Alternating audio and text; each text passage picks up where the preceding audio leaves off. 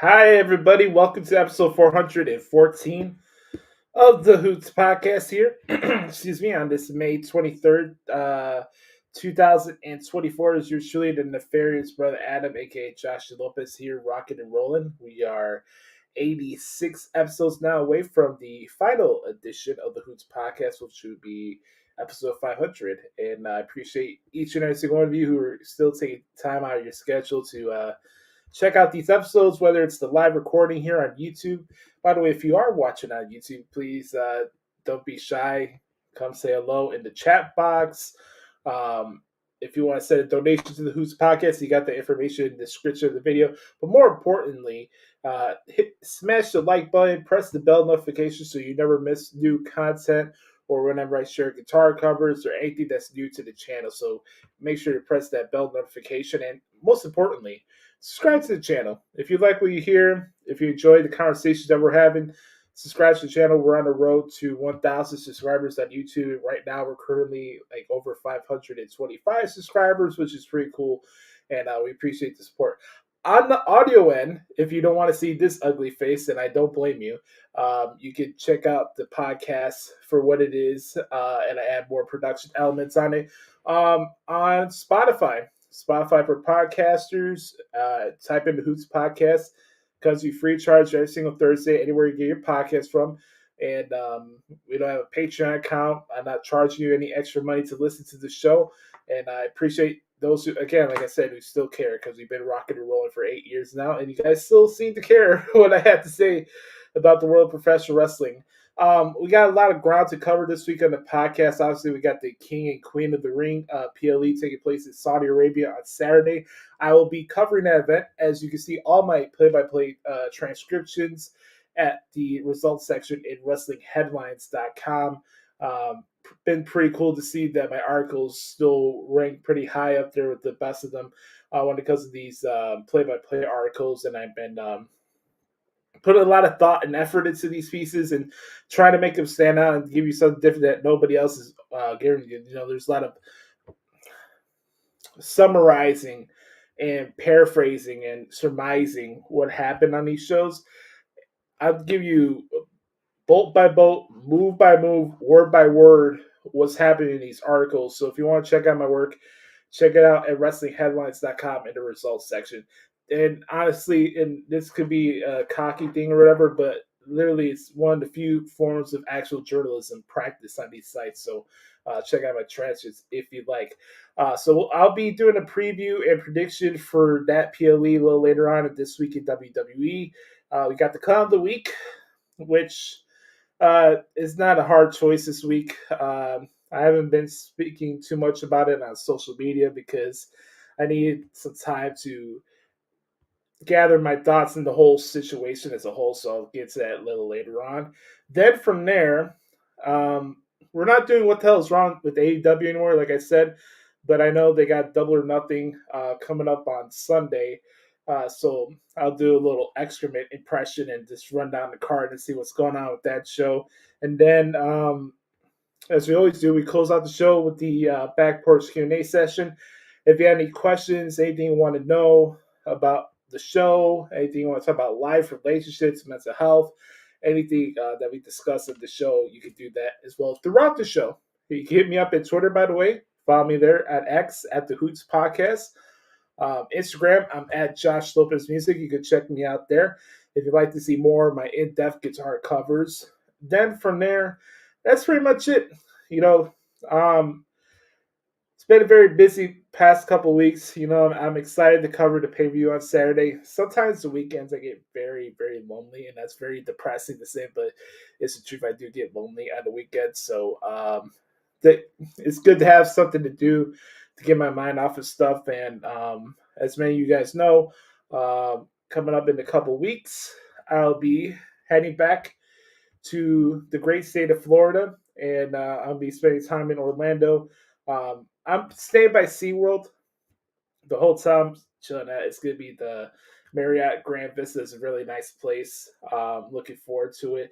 I haven't been in Florida since 2021, and this is my last trip to Florida before I move to Florida at the end of the year. So I'm very excited to have a week to myself to kind of decompress some shit and reevaluate some stuff and join my company. And like I said, a couple weeks ago, this is my birthday gift to me. So I'm really celebrating my 30th birthday coming up in a couple of weeks on June 4th, and I'm back here in Chicago on the 11th. So looking forward to it. But that's pretty much it on my end. I've been very busy doing a lot of stuff, trying to see what else is on the horizon that I could do to get some money on the side as well. I want to give a big congratulations to my Tia Jose and my Didi Lucy for having the closing on their new house, their first house, yesterday as I'm recording this. I'm in the process of helping them out move. I'm going to be doing some work with my Tia Jose tomorrow, move some stuff to his house, and very, very, very excited for them. This is long overdue. I could be more happy for them. Really, God's blessed them with this opportunity, and also on my end, I've been very blessed to reconnect with them on a personal level, a spiritual level, and everything level since I moved into this house. Literally this time last year, and it's interesting. Um, I got the memory section on Facebook where you can see your past posts and stuff like that. On this day a year ago, we cleared out the Good Brothers studio, and next week will be the 1 year anniversary of me coming into this house and me starting this transformation project that I've been working on. So, um, you know, I can see the progress within my face. I can see the progress within my gut. Still a long journey ahead of me. I I would say I would say that I'm not close to my goal, but we're getting there as the weeks and months go by. I hope you guys can know a difference when you're watching these streams or see my guitar covers because I really am busting my ass. And I did 13 miles yesterday, and I'm really putting the effort into this stuff, and I really hope you guys can notice it.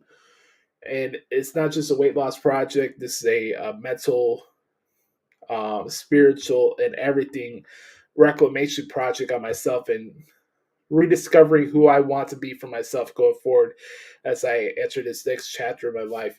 And speaking of chapters, to honor Mental Health Awareness Month, you guys already know. You guys already know that mental health is a very important thing to me and what we do here in the Hoots Podcast and shedding a light on that topic. And for the last couple of weeks, I've been reading chapters from David Goggins' book, Never Finish. We read chapter 2 last week at the beginning of the show, and we'll be continuing doing that as the weeks go by.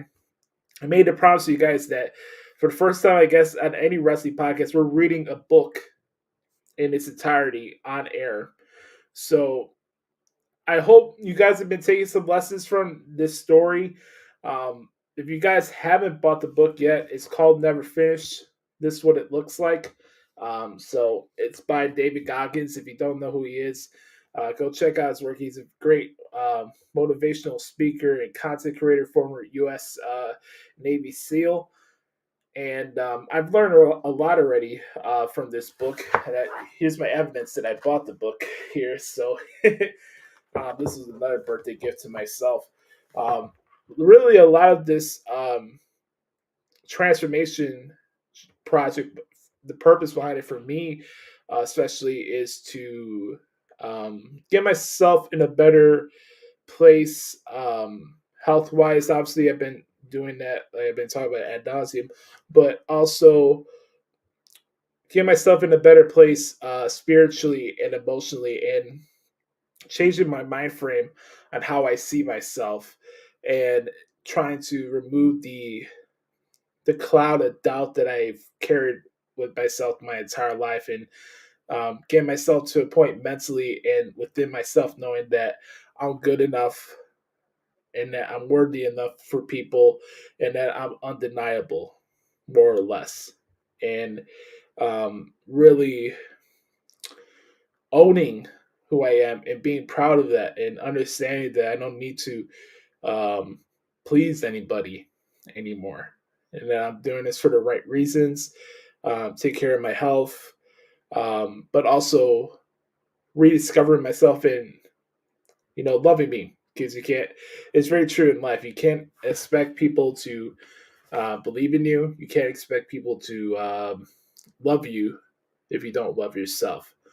So I've been reading this book, and we're going to continue doing that. So we're going to do chapter 3 here in the beginning of the show. And just like for those who haven't been listening to the show the last couple weeks, so what happens in this book, um, Goggins tells his story in chapters, and then there's a second part to it before he goes to the next chapter called Evolution. So the first part, he's talking about his life story, and then the evolution part is kind of tips and harsh truths in a lot of ways about life and how you can better change your mind, because literally the name of the book is called Never Finish, Unshackle Your Mind and Win the War Within. So that's what we're going to do. So today we're going to do chapter 3. It's called The Mental Lab. So this one should be pretty interesting.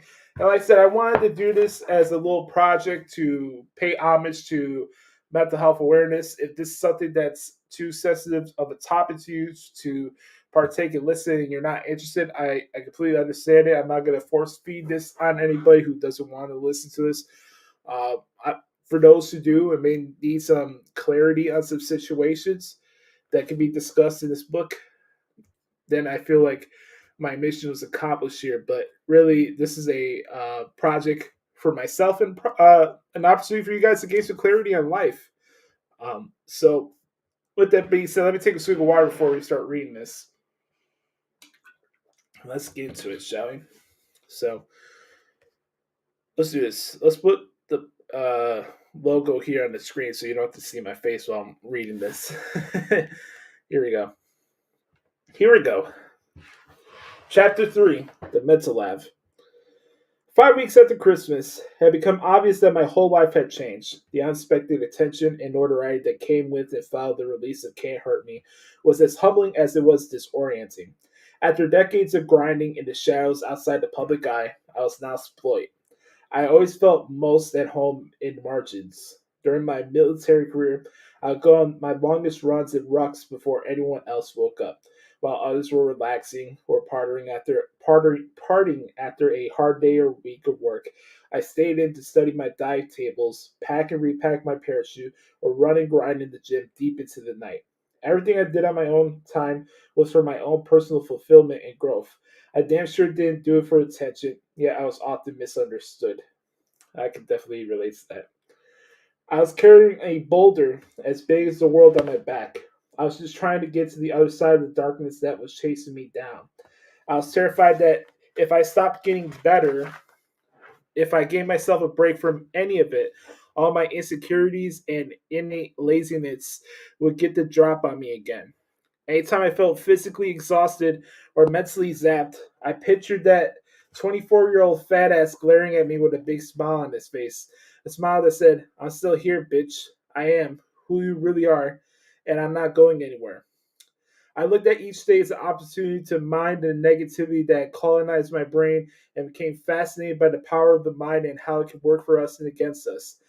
Often it falls prey to merry-go-round of emotions and situational conditions that cause confusion and sap us of focus, force, and fortitude, all of which have a natural tendency to ebb and flow like a tide. My early years made me very aware of this inherent fragility we all have, but later on, I learned how to harness and channel all my mental horsepower to accomplish things I never thought possible for myself. And I did it by building what I now refer to as my mental lab. Construction began after my last trip to Buffalo. That's when I finally stopped complaining long enough to realize the training ground that I needed was all around me. My fucked up life was the raw material I was looking for, and if I paid close attention to my impulses, insecurities, and actions, dropped the shame, and remained willing to dissect my self doubt, anxiety, and fear, I would find the strength and motivation to transform my life. Soon enough, I found myself hitting the books hard to prepare for the ASVAB test, and spending 6 to 8 hours in the gym or on the trials every day to qualify for Navy SEAL training. And it did take long to realize that, like life itself, difficult workouts and long study sessions tended to spotlight all my weak points. My desire to continue to eat like shit, my natural impulse to cut corners in almost everything I did, my general lack of drive, and my flagging attention during those marathon ASVAB study sessions revealed my willingness to settle for mediocrity. But what came up for me most often was my failure in parascoot training. It was my constant companion during those weeks. It shadowed me wherever I went. I arrived at Air Force boot camp in the best shape of my life, and by the time parachute training began 8 weeks later, I was in peak physical condition. I read the warning order front to back and prepared for each and every time physical evolution, assuming my strength and speed would be enough. But I lacked the mental strength to see it through, and after a terrifying pool evolution, my fear of the water held me hostage until I quit. The more I dissected that situation, the more I realized how much I needed this new mental lab. Being that I was damn near 300 pounds and had to lose more than 100 in less than 3 months, I knew it wasn't possible to report to Naval Special Warfare Command in Cortorano in the best physical shape of my life, but that wasn't necessary.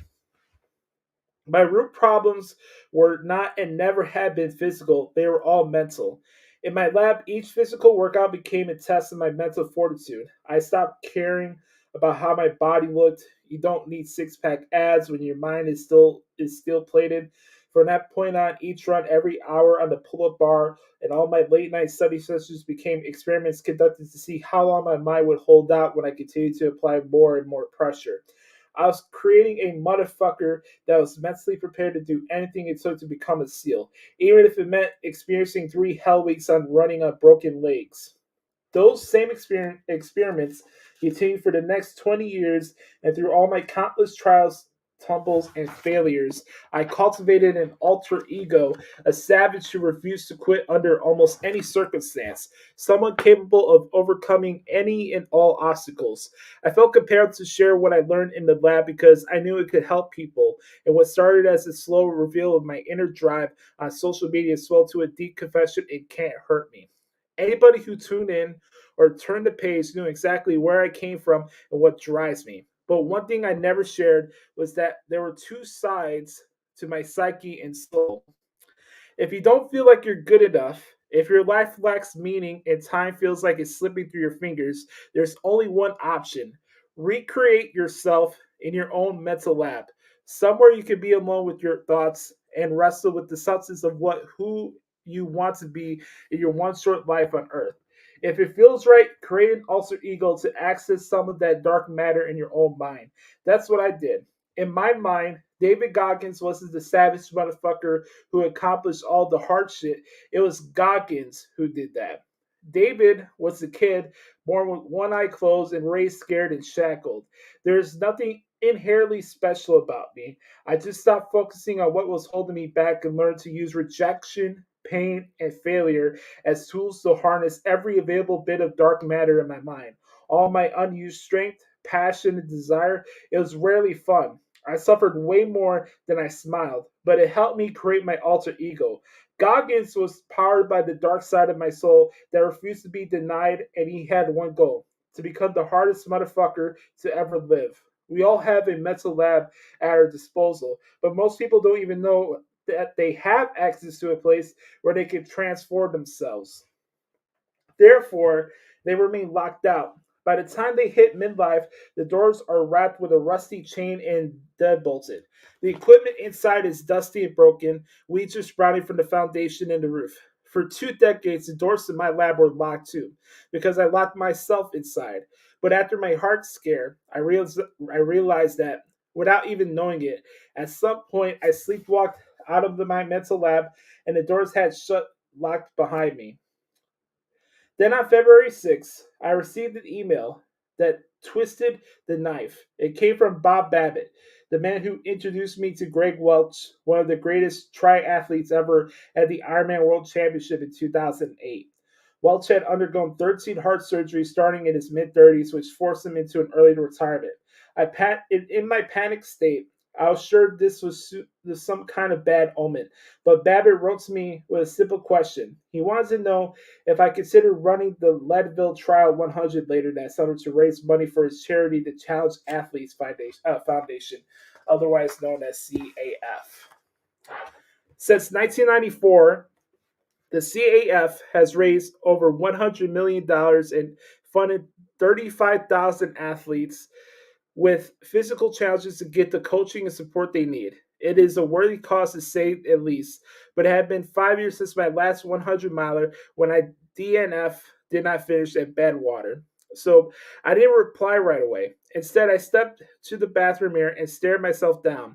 It wasn't Goggins staring back, it was David, and he was timid as fuck.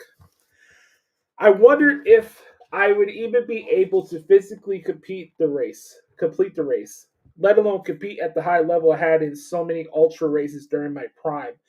Those thoughts were painful because they told me that although more than a month had passed since my trip to the ER, I was still a shell of my former self and felt fragile as hell. I hadn't been cleared to train hard because the doctors still didn't know what was wrong with me. And as they put hard through test after test, I remained low on motivation. After decades of hard charging, I was stuck in neutral, nowhere close to the mental beast I've once been.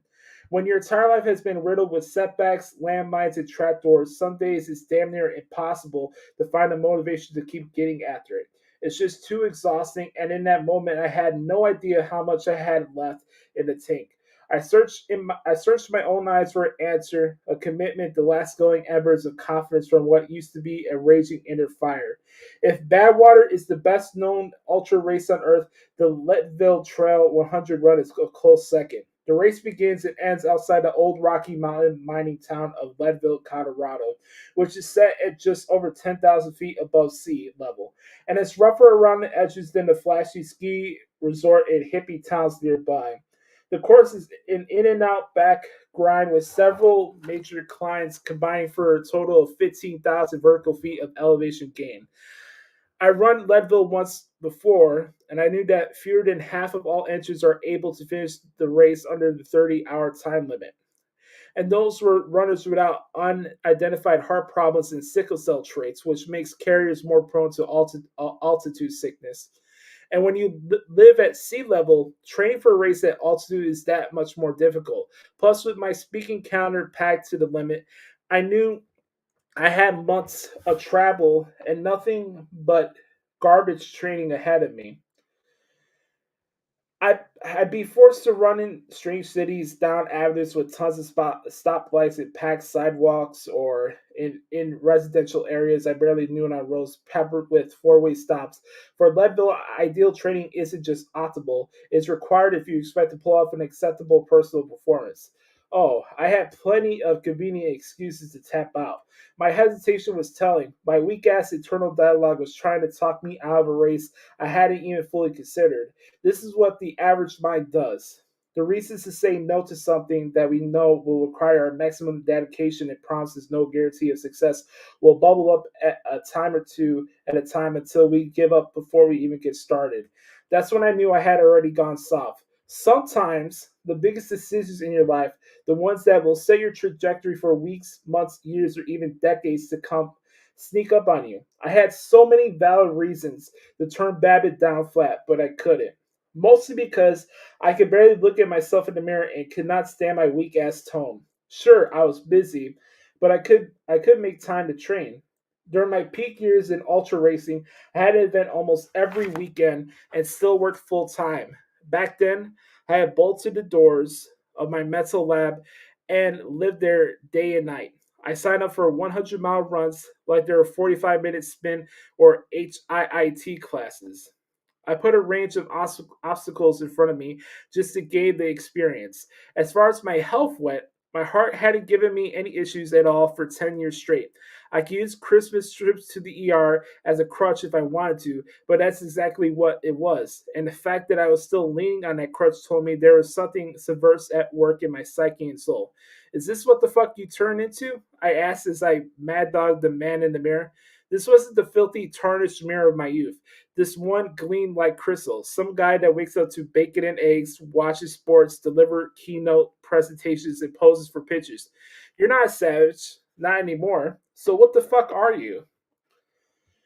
Professional fighters don't train for their biggest bouts at home. They head into the mountains or the woods, somewhere they can focus in relative isolation and without all the luxury. They don't bring their families, they bring their trainers, and every move they make is about rediscovering their primal nature and that hunger that made them hard and turned them into champions. Back in my military days, I was a fighter who never broke camp. I stayed primal. What made me hard were the horrible tasks I stepped to and knocked off one at a time without hesitation. My daily goal was to wake up before anyone else. Sometimes that meant 5 o'clock in the morning, sometimes 4 o'clock in the morning. And occasionally I woke up at 3 o'clock in the morning because I needed the first footprints in the fucking stand or on the trial to be on my own. If for some strange reason they weren't, I made sure that while that other motherfucker was sleeping at night, I was back out there grinding for 2 or 3 more hours. I was the unconditional competitor, a full time savage. Then things got comfortable, and I slipped into a new frame of mind. All the effort I put into conquering my negative mind had changed me. My demons and insecurities, which have been my primary energy sources for 2 decades, no longer own the same real estate in my brain. I had managed to finally put each of them in their rightful place, and in that vacuum, a new sense of self emerged. To write my book, I developed the mindset of an artist. The book's great success was the one minefield I hadn't anticipated. While money doesn't always make you happy, it damn sure can make you feel satisfied. And satisfaction is a hop step from complacency. Oh, I looked the part, I was ripped, and if you try to run with me, you would come away thinking that I still had it. But even though I worked out twice a day, I was a part time savage at best, a glorified weekend warrior. Weekend warriors do hard things when they fit into their busy schedules. They do them to check a box only when they want to.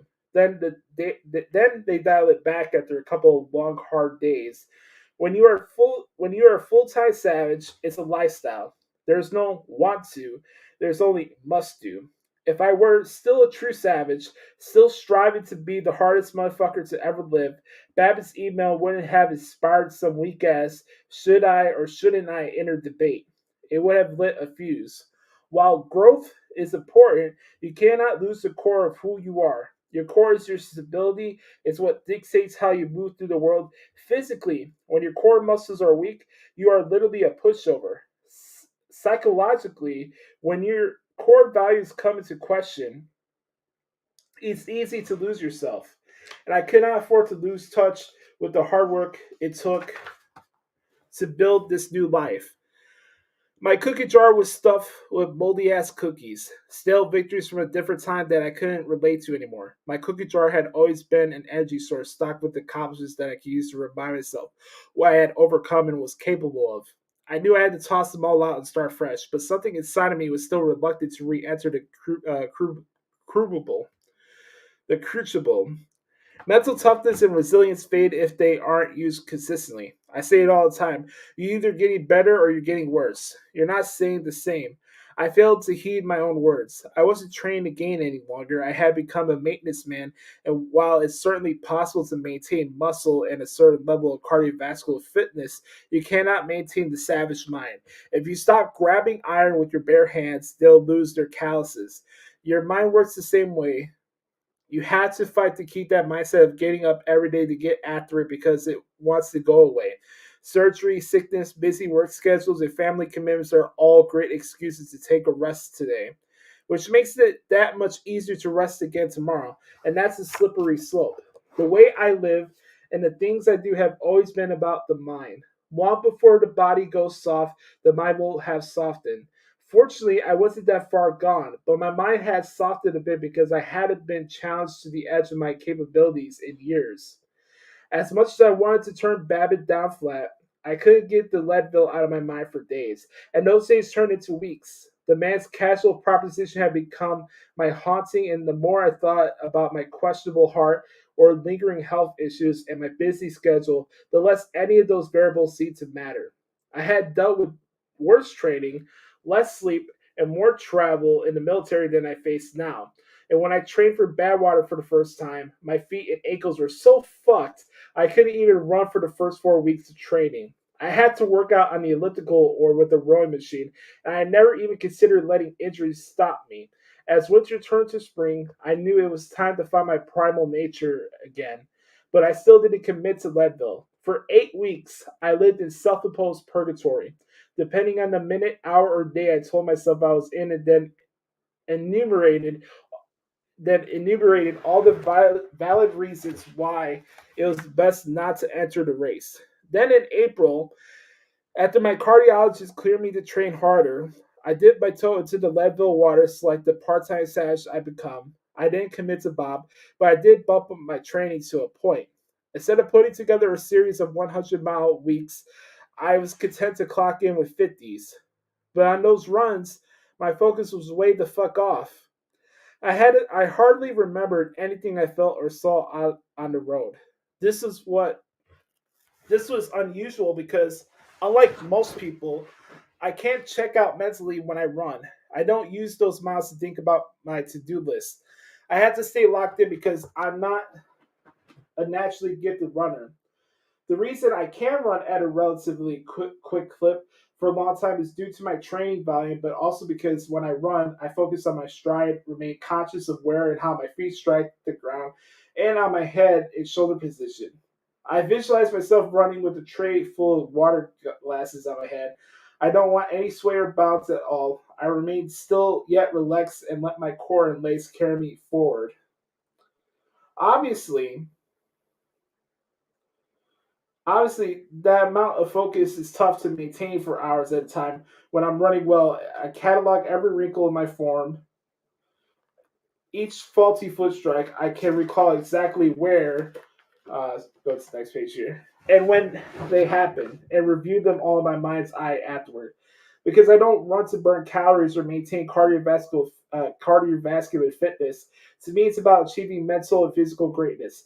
The fact that I lost touch with that told me that I became just another runner, and I'd never been satisfied being just another anything. If I wanted to crush Leadville and find myself again, I needed to demand more for myself on a daily basis. I had to sharpen my focus. I told Kish that I didn't want her to book any more speaking engagements. I had never been about the business aspect of this shit anyway, and while I appreciated all the respect and support from the people and organizations I engaged with, I knew it was having a converse effect on my mindset. The ego is an amazing force. The more I heard about my own success, the more tempting it became to coast, as if I finally arrived. Even though I know that the journey never ends and that there is always more work to do. When life stops kicking you in the teeth and serves you a big bowl of praise pudding instead, it's easy to feel that you're the motherfuck you are. It's easy to feel that you are the motherfucking man, especially if that level of respect was hard earned. But praise, praise whether it comes from your supervisors, your family, or anyone else, has a downside. It can soothe the inner savage and keep you from feeling the need to grind. My ego check had to include a motor, moratorium on all the things soft. I need to break back into the mental level and find the motherfucker I used to be. I stopped taking most calls and texts. I tuned out and turned within, which is another way of saying I put together a grueling 10-week, 1,200-mile training plan. Most people will tell you that 100-mile weeks are overkill because running that much for almost 3 months straight won't allow your body to recover properly. While 10 miles a day had always been my sweet spot, I now had to tell my mind and body that I was no longer fucking around. I needed that triple digit mileage. I needed to land in Leadville knowing that I put the proper training in. On June 4th, I emailed Babbitt and told him that if there was still space, I was willing to race across the sky for CAF. Part-time savage that I was, I emailed him 3 days after the deadline, proof that Goggins was still MIA, and David was the one making all the moves. But Babbitt managed to get me in, and a week later, Kish and I landed in Avalon, New Jersey, for several weeks of training. Avalon is on a pancake flat, 7 mile long island dotted with sprawling modern homes where Kish's family spends their summers on the sand. It's a pretty place filled with smiling families enjoying their summer vacations. The water is warm, the white sand beaches are packed, and groups tend to gather on the bay to watch sunset each evening. Soft serve ice cream cones in hand, or so I'm told. I wouldn't know. I spent my time out on the road. I ran 15 to 25 miles every day in the muggy East Coast summer heat. Training at altitude wasn't an option, so peak heat and humidity at sea level would have to do. Most days I crisscrossed the island multiple times to get my miles in. I never checked the weather before I left the house, and at first I carried a single water bottle with me, but quickly learned that wasn't nearly enough. After an hour, that bottle would become empty, and I had to finish the run dry. I experimented with my hydration the best I could. I tried carrying two bottles. I staged the course by dropping bottles in the bushes, but by Independence Day, when the heat cranked up about 90 degrees, and the humidity index rose above 85%, those bottles were heating up so much that they were worthless. I went back to carrying just the one bottle. After I drained it, my hydration plan was the same one I used on the long runs in the tropics back in my military days. Whenever I got thirsty, I licked my motherfucking lips. Humidity and hydration weren't my only problems in Avalon. There were pests.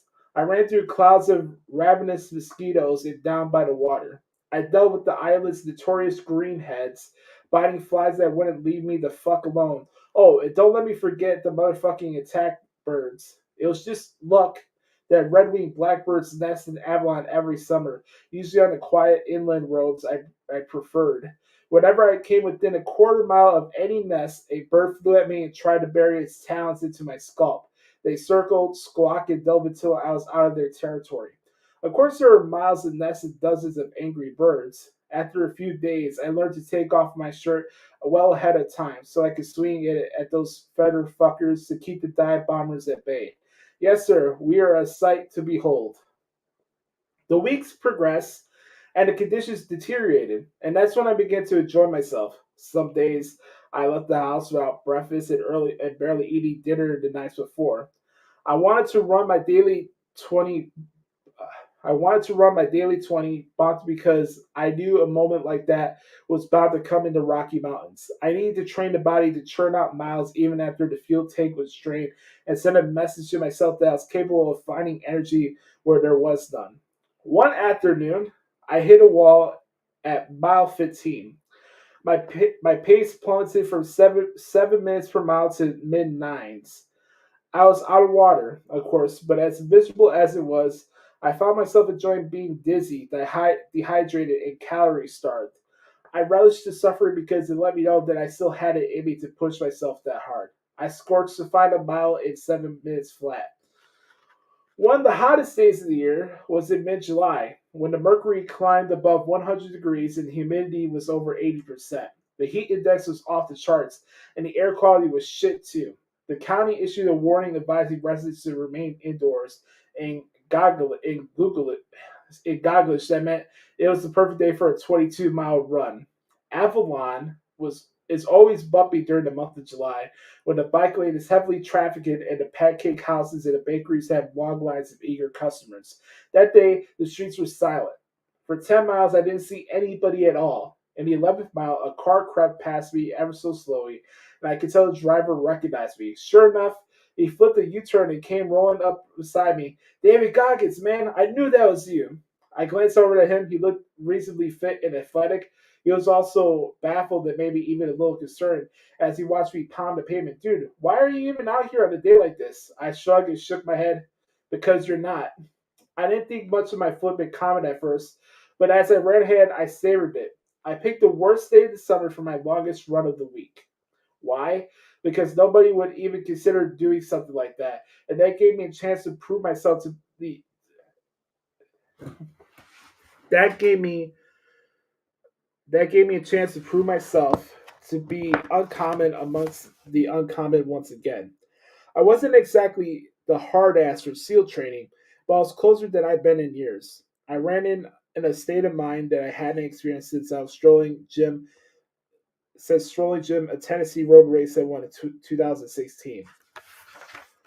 I attacked that course with a calm focus and ran those 41.2 miles like it was a marathon at a 7.7 per mile pace.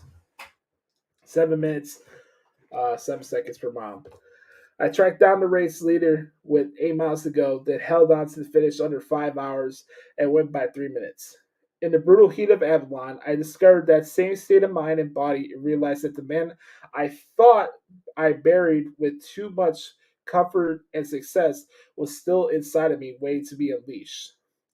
The world needs doctors, lawyers, and teachers, but we also need savages to prove that we're all capable of so much more. After 10 weeks of hard charging and 8 weeks of heat training, I was well on my way to rediscovering something that I thought I lost. There you go. Whew. A fascinating story there.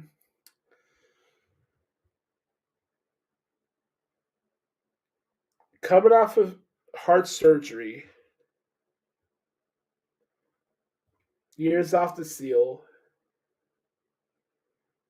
not being complacent with being, you know, maintaining and living in your accomplishments. What you just said there, especially in this chapter, you know, we do have the ability to acknowledge ourselves. We do have the ability to, in his words, go into the mental lab and reevaluate and understand what we need to do to push ourselves to another level and get to what we want out of ourselves. And that's really something I love about this book, man. I can't recommend it enough.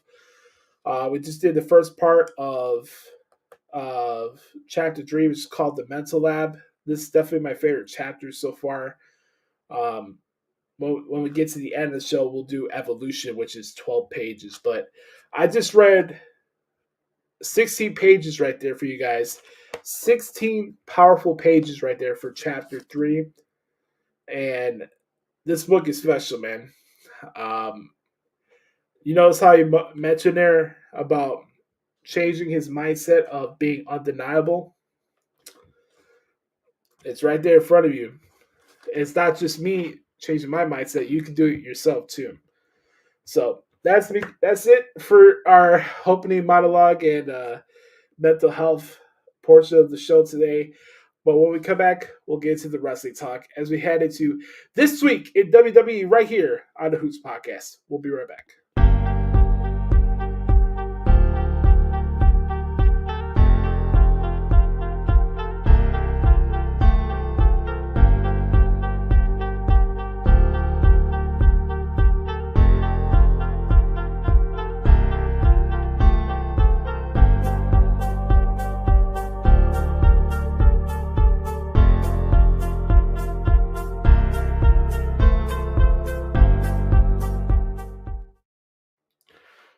Welcome back, ladies and gentlemen, to the Hoots Podcast. Time to talk about what happened this week in WWE. And in this segment, we're going to play a lot of bits of video and audio for you guys here. These clips are going to be coming from Busted Open and coming from other people along the day. But since I'm on the topic of mental health and, you know, giving some advice and stuff, wanted to share this clip that I saw on Instagram today, which shows an old clip from Paul Heyman. I'm not sure where this interview came from, but this is a wonderful piece of advice here from Paul Heyman, and I wanted to play it for you guys. So let's hear this piece of advice here from Paul Heyman. Achieve success without the risk of failure. And I learned a long time ago, you cannot achieve success if you fear failure. If you're not afraid to fail, man, you have a chance to succeed. But you're never going to get there unless you risk it all the way. I'll risk failure. Sometimes half the fun is failing. Learning from your mistakes, waking up the next morning and saying, okay, watch out. Here I come again. A little bit smarter, licking my wounds, and really not looking forward to getting my ass kicked the way I just did yesterday. So now I'm just a little more dangerous.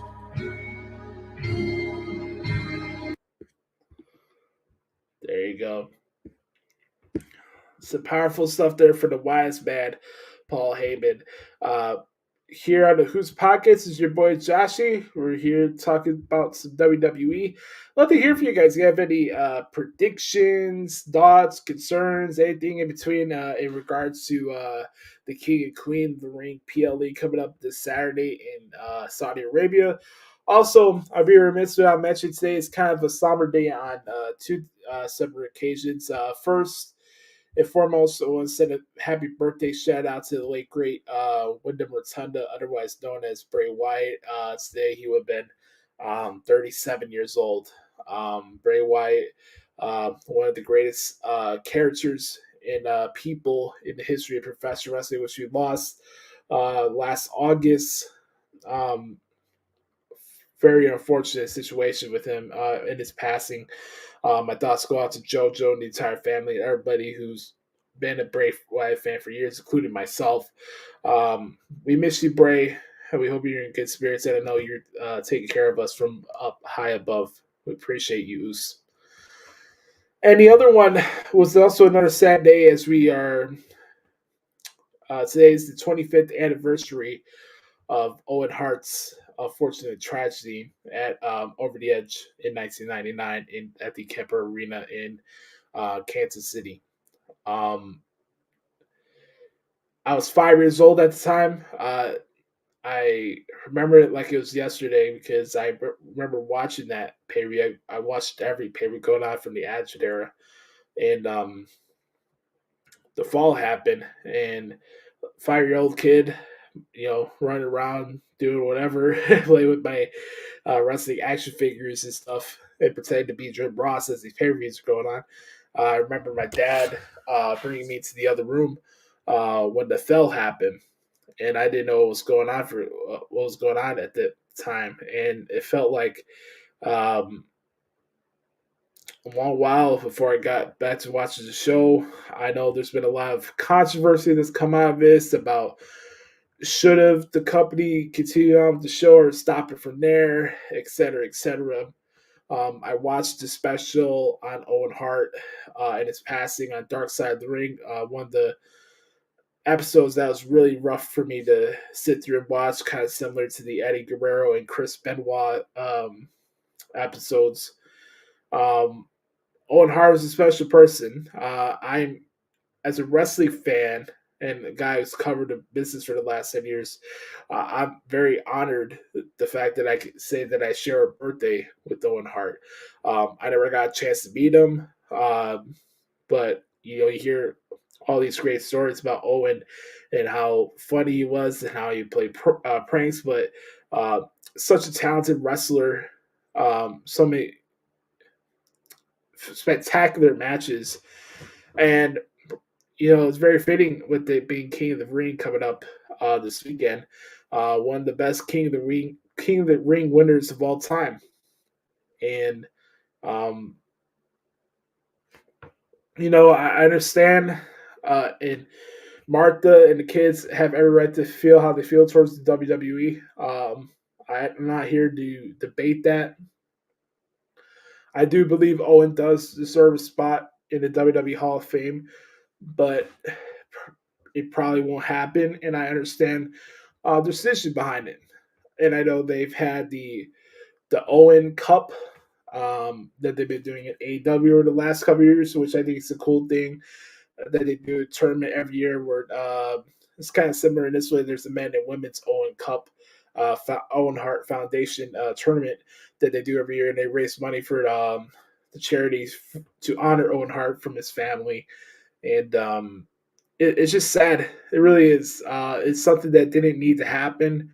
It's very, very tragic. Probably one of the most unfortunate and unfortunate moments that ever happened in professional wrestling. So I wanted to send my thoughts with the Hart family and Martha and the kids as well today. 25 years still resonates as if it happened yesterday, and a very unfortunate thing. But I want to pick up the mood because we do have some stuff to discuss. I'm not really in a ranting mood this week. I know in the last couple weeks I've been kind of going off on the nonsense that we've been getting within my field of the wrestling media, and dumb debates and people running down Jey Uso one week, and then they're upset that they didn't. They're upset this week now that he didn't beat Gunther, and the back and forth fickleness that comes with these shows has just become so nauseating that if you're expecting me to rant this week on what happened on programming,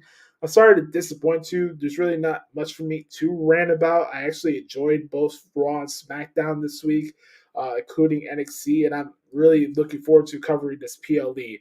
But there is one topic that I feel like we should discuss, and it's a topic that I don't know why people are still having it here at May 23rd, 2024, when we're barely a month and a half in of Cody Rhodes being the WWE champion. The conversation is still going on about The Rock and the pivot, and was The Rock putting a blind eye or not reading the room, and comments from Brian Gewirtz on the Masked Man show. I it's so true, and I feel bad for wrestlers sometimes when they have to deal with like headlines and clickbait stuff from the sites without listening to the full context of the conversation and the interviews. Because I listened to that full interview that Brian Gewirtz had with the Masked Man show last Friday when I was doing my walk.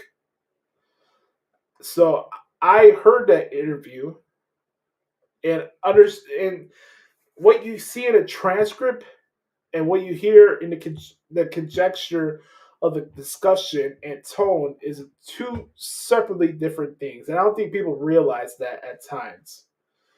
And I can read any transcript in the world. Am I reading it from the same intention that the people that's saying it is coming from? You know? And still bickering about it, like, you got what you wanted. You got Cody to win the championship at WrestleMania. Honestly, you weren't in a lose-lose situation if the Rock and Roman did happen at Philly this year. And I still believe that. Now, yeah, everything around the corner when it came to going the opposite direction. WrestleMania 40. Cody has a story. Cody and Roman had one of the best WrestleMania main events of all time at WrestleMania 39 last year. And it's too good not to finish that story at that time. I understand the argument. There's no confusion on me. I understand the argument of why you wanted Cody to finish his story, and obviously he won the Royal Rumble. But the fact that we're still talking about The Rock and this decision and the pivot and what happened or what caused this decision is just the stuff about wrestling today that I don't enjoy talking about. What's there to debate about? You got what you wanted. Why are you still upset about it? Why is this the topic of conversation? When we watch this WrestleMania behind the scenes documentary, whenever it comes out, are we still going to be having debates about this? Does it have any merit on how Cody Rhodes' title reign is going to be perceived going forward? Or whether the right or wrong decision was made? I get it, man. Like, we all live in a 2020 hindsight society. I understand that, but this is not news, and it's not something that's important at this point. Who gives a shit what caused the pivot? You got what you wanted. Cody Rhodes was on Busted Open this week, and he had some comments about when he found out that The Rock and Roman were going to be a thing at WrestleMania. I want to play this. I want to give credit to Busted Open because they had some really good interviews this week. Let's start this first one with Cody that happened on Monday. Let's hear the question here. Of what was going to go on and the finality of things. How did you keep it all in check? Well, we're talking probably the most manic month of my life. in a sense of being so high and so excited and so filled with just inspiration for what might happen, to a complete low, this is the worst case scenario. Again, we talked a little bit about that behind the scenes documentary. A little spoiler for it. One thing that is revealed in that documentary and might put things in a different perspective for people is, I found out the possibility of The Rock versus Roman Reigns the day of the Royal Rumble. And I had to leave that room, head up, and make sure no one knew what could possibly happen. And probably one of the more difficult days I've ever had in the wrestling business, but also, how can you complain when you're winning the Royal Rumble, when you're pointing at the sign, when, over 20,000 people in Tampa? Just, it was such a high, such a low. But I'll say this about the month leading up to WrestleMania 40. You try to create these ideal situations for yourself as an athlete. Today, like, the athletic side of the industry has gone even further up in terms of getting the proper sleep, getting the proper hydration, the aminos, the nutrition, dialing in for the big shows, all this stuff. And I just couldn't catch a break when it came to the ideal circumstances. I was just talking to Brandy about this morning, but my bus a few days before WrestleMania becomes a giant fireball out in the parking lot. Had to bring in a new bus for me. I'm sleeping in a bunk that was for a band. I don't even know. It was just no, I was not going to be presented with the ideal circumstances. And I had given in to that. I had conceded to that before WrestleMania, because I just had this feeling, even all the way back to the Royal Rumble, I had this feeling that it was going to work out. And a friend of the show, DDP, who's on Busted Open on the regular, he had said the best thing, but also one of the worst things I'd ever heard. He said, no matter what happens to you, it will be the best thing that happens to you. And I hated it, because I'm thinking, well, if it's the other thing, I don't know how that works. But somehow he was right, and that was a good thing to hear in my head throughout that month. All right, so that's the first clip here for Cody. But again, I want to thank Dave LaGreca and the crew at Busted Open for that clip. Now, earlier today, Brian Gewirtz, aforementioned Brian Gewirtz, was a guest on Busted Open with Dave LaGreca and Tommy Dreamer. Here is Brian's perspective on the whole situation. And I wanted to do a little counterpoint here situation, and we'll continue this on the other side of this clip. But here's Brian on Busted Open today. What was the reaction you were hoping would come across on TV?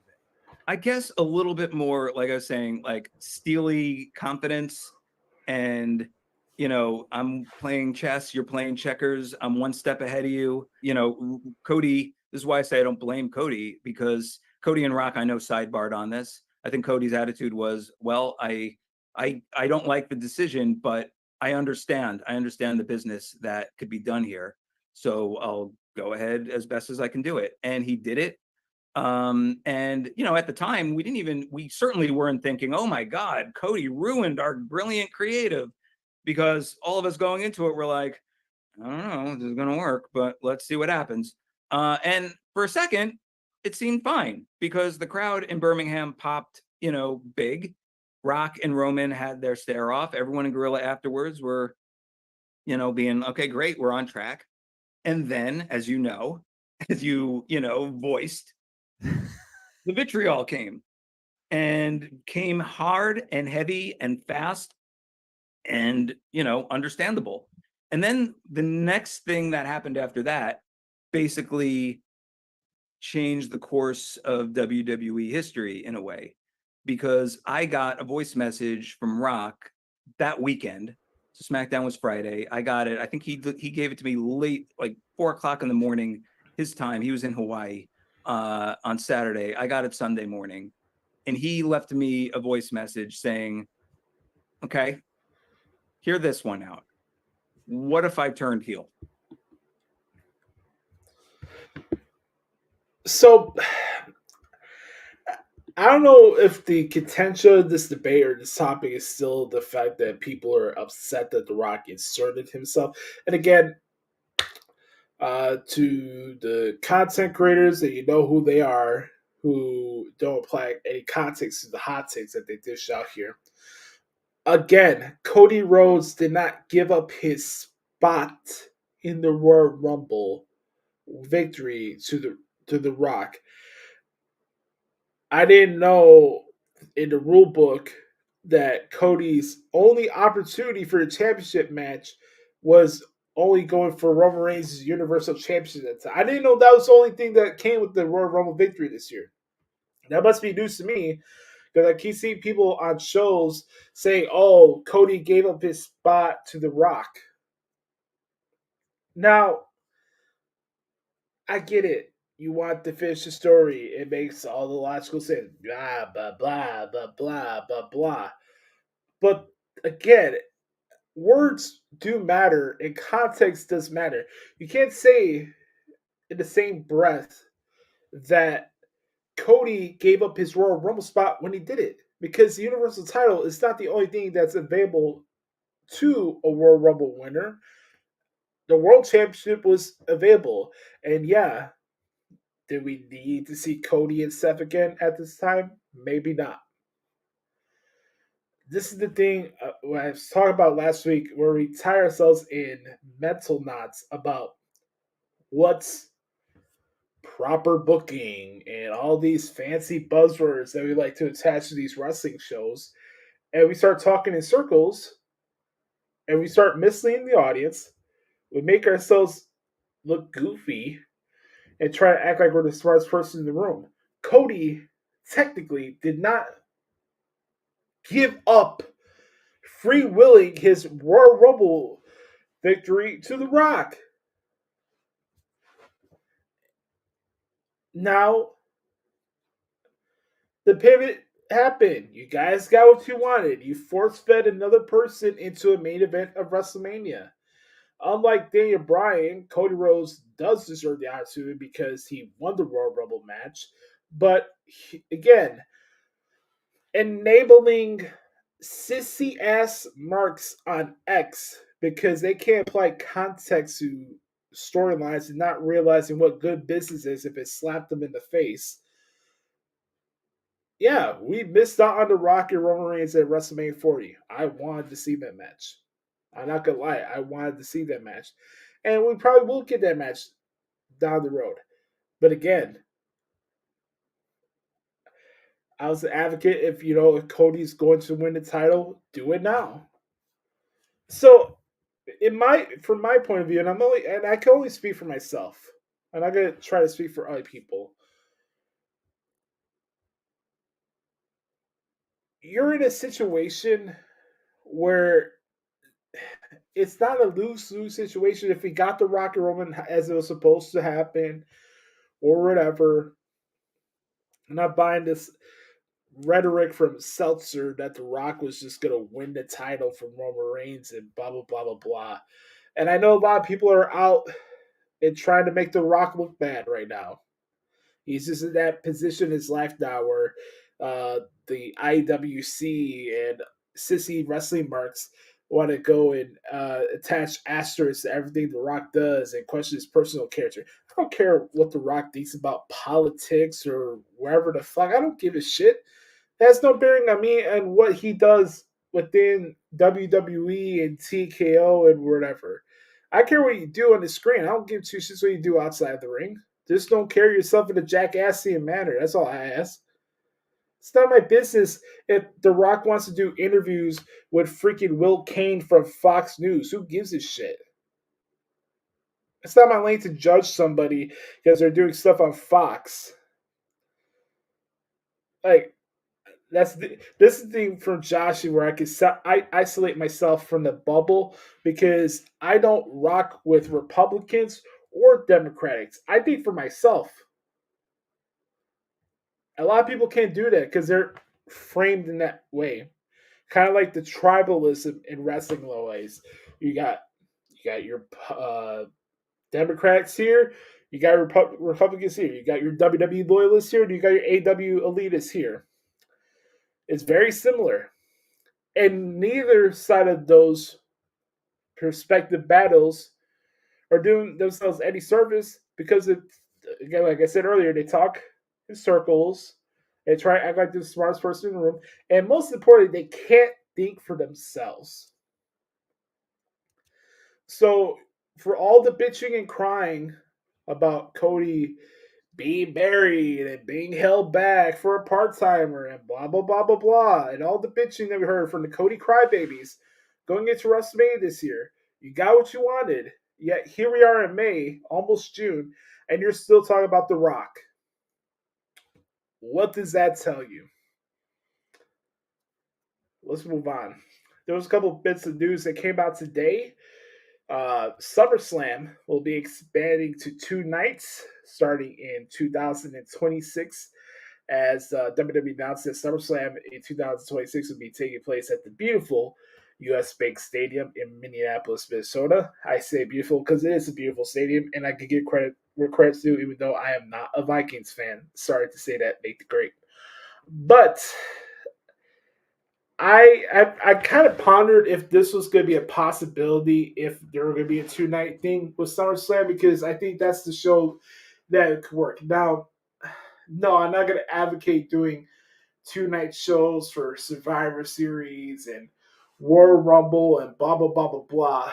But I think with SummerSlam, it could work in a sense where maybe SummerSlam is not the conclusion to fuse as it been kind of the case in the last couple of years.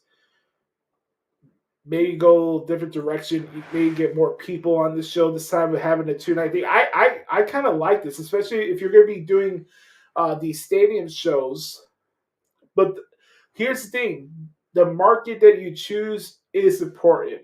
And I do think Minnesota is a great choice. It's a great town with great wrestling lineage from the AWA. Vergania, the whole family. AWA, the Hennings came from Minnesota. I think the Road Warriors came out of Minnesota as well. Brock Lesnar, obviously, Shelton Benjamin, Golden Gopher was part of Minnesota as well. Minnesota has a great wrestling lineage, but I think it's very important. If you're going to be doing 2 nights, I think just like WrestleMania, the market is very important in where you go for these events. So this year's SummerSlam is in Cleveland. I think it only makes sense that SummerSlam next year in 2025 would be in Indianapolis. I know some people are like, oh, why are you announcing this now? It's not until 2026. I don't know why we always got to have a debate and bitching about news, especially news that's cool. I think it's great that they're bringing SummerSlam close to Minnesota. I mean, besides Survivor Series, when the last time Chicago got a Big Four pay-per-view? Seriously, it's 2024 and Chicago's yet to have a Royal Rumble. Think about that.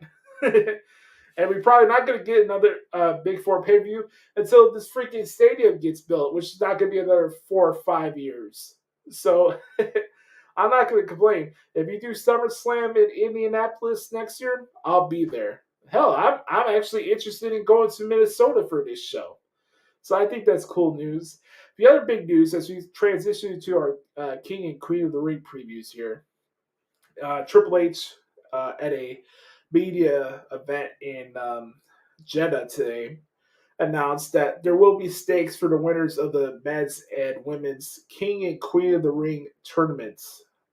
So the winner of those matches will get to fight the champion on their respective brands at SummerSlam. So, for example, let's say Gunther defeats Randy Orton on Saturday. Gunther could fight the World Heavyweight Champion at SummerSlam. Or, in this case, Randy Orton wins and he could fight Cody Rhodes at SummerSlam. Now, for ladies, it's more up in the air. Maybe Nia Jax wins And Nia fights Bayley, and Bayley needs 2 months to prepare for this fight because Nia, and I can give credit where credit's due. I think Nia's been on the roll of her career as far as her in-ring work and the matches that she's been putting in, and just her work in general. So you have a big time match there. Bayley needs 2 months to prepare for that type of fight. So you can do that, or it could be a scenario where Lyra Valkyria wins, and she can fight either Becky Lynch or Liv Morgan at SummerSlam, depending on what happens on Saturday. So you got a lot of different options. I do agree having stakes on the line for the King and Queen of the Ring tournaments are good. You don't need to have just the crown and the scepter. So I do like that announcement, and that opens things up here. It makes Saturday a little bit more unpredictable because you have your options. You can have Lyra Rin shock everybody, and she gets a big opportunity at SummerSlam. Is it too early for her to get those type of opportunities with only being on the main roster for 3 weeks? You have those questions there. Does Gunther fight Drew McIntyre again at SummerSlam? They had a rematch at SummerSlam last year. You know, this announcement today kind of switches my ideas as who else I was going to pick, to be honest with you. But let's look at the matches here for King and Queen of the Ring. And I guess we'll start here with the triple threat match for the Intercontinental Championship with Chad Gable, Sami Zayn, and Bronson Reed.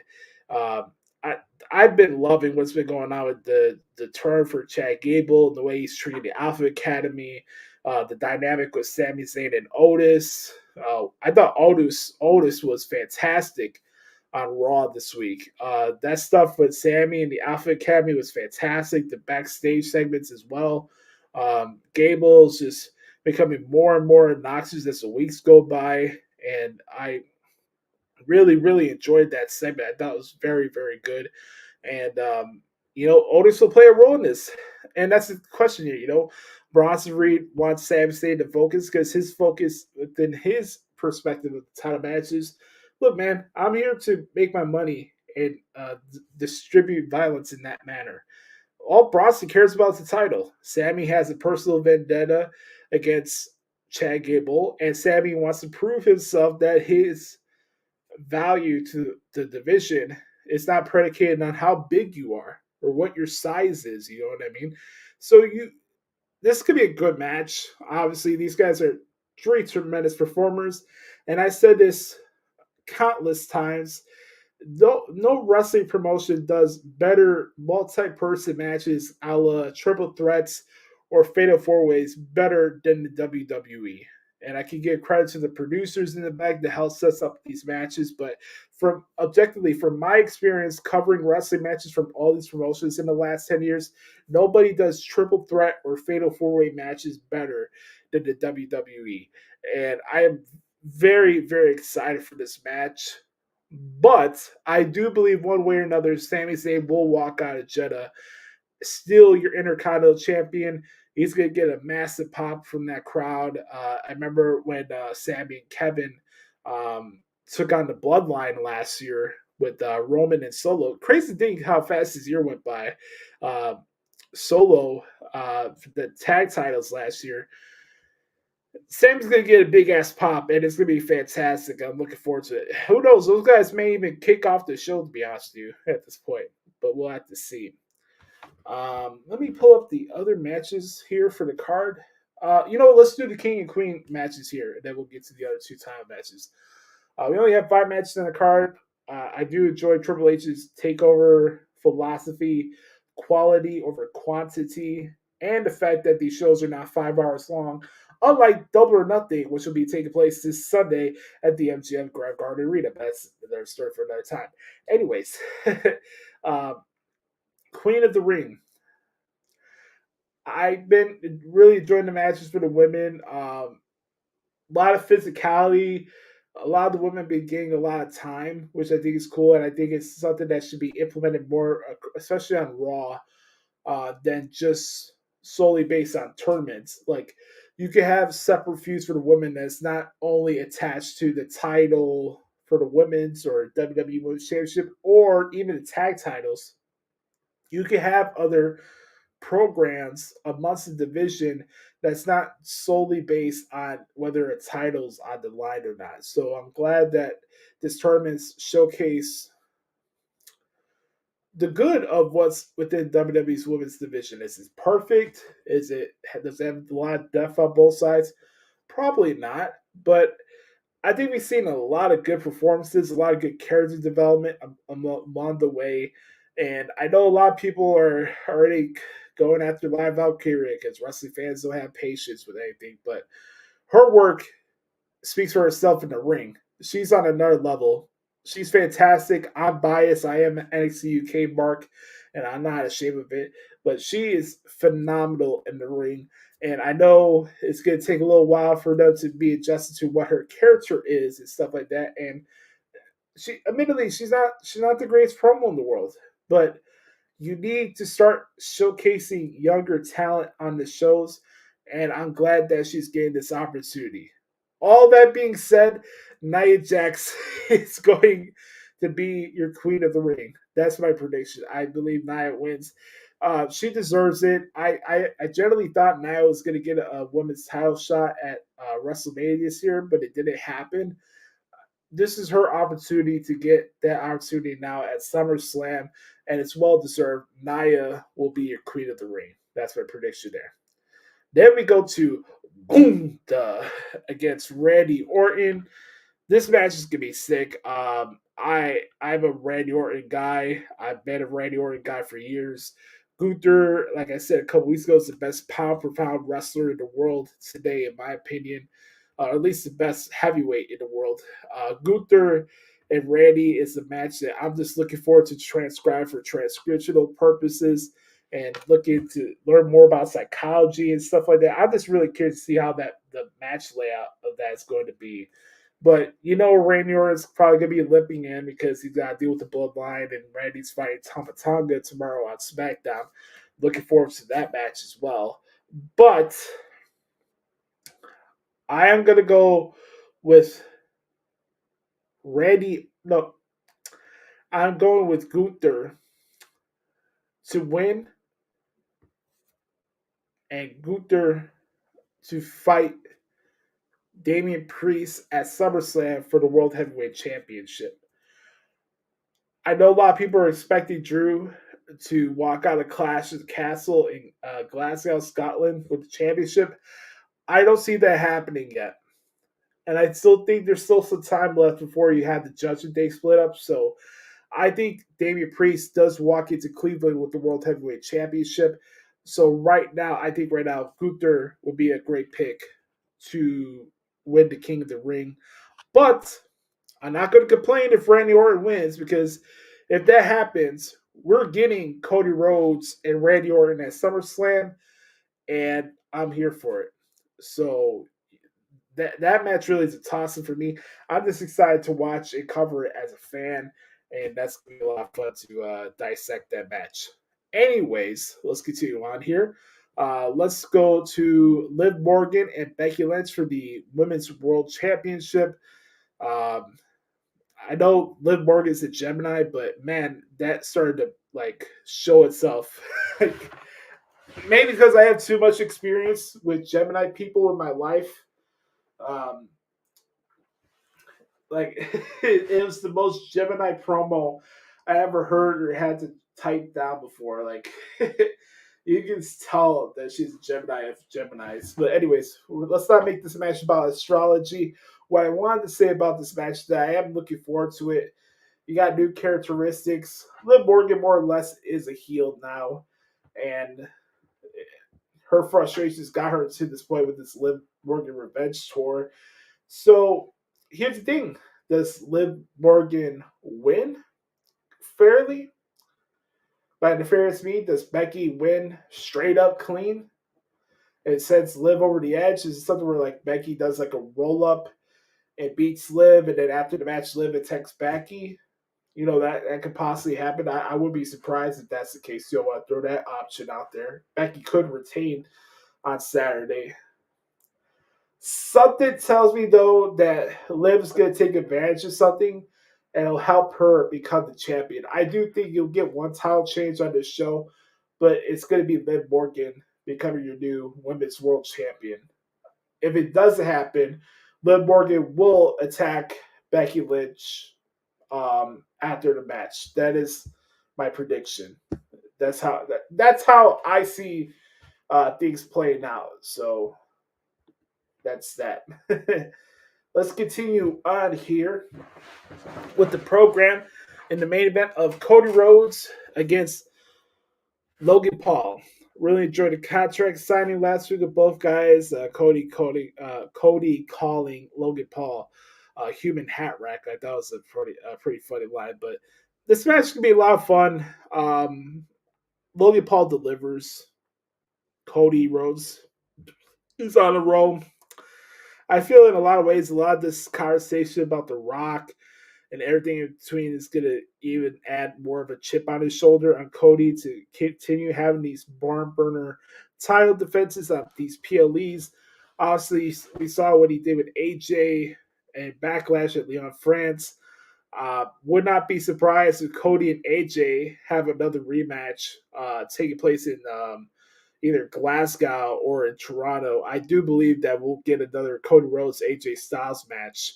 But I do see Cody Rhodes retaining over Logan Paul. It's going to be a fantastic match. I don't know if LA Knight is going to Saudi Arabia or is he already there for SmackDown. But I do believe, maybe it's something where LA Knight helps Cody win because Logan likes using the brass knuckles and stuff like that. I could see that possibly happening, but I do believe Cody Rhodes will retain over Logan Paul, and it should be a very, very good match. So those are my predictions for King and Queen of the Ring. And don't forget to check out my play-by-play transcript of this event coming up on Saturday in the results section of WrestlingHeadlines.com.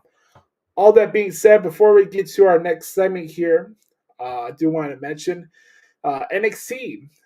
A couple matches were announced for the NXT Battleground show, which should be taking place at the UFC Apex on June 9th in Vegas. Looking forward to that show. I'll be covering that show from my hotel room in Orlando in a couple weeks. Looking forward to it.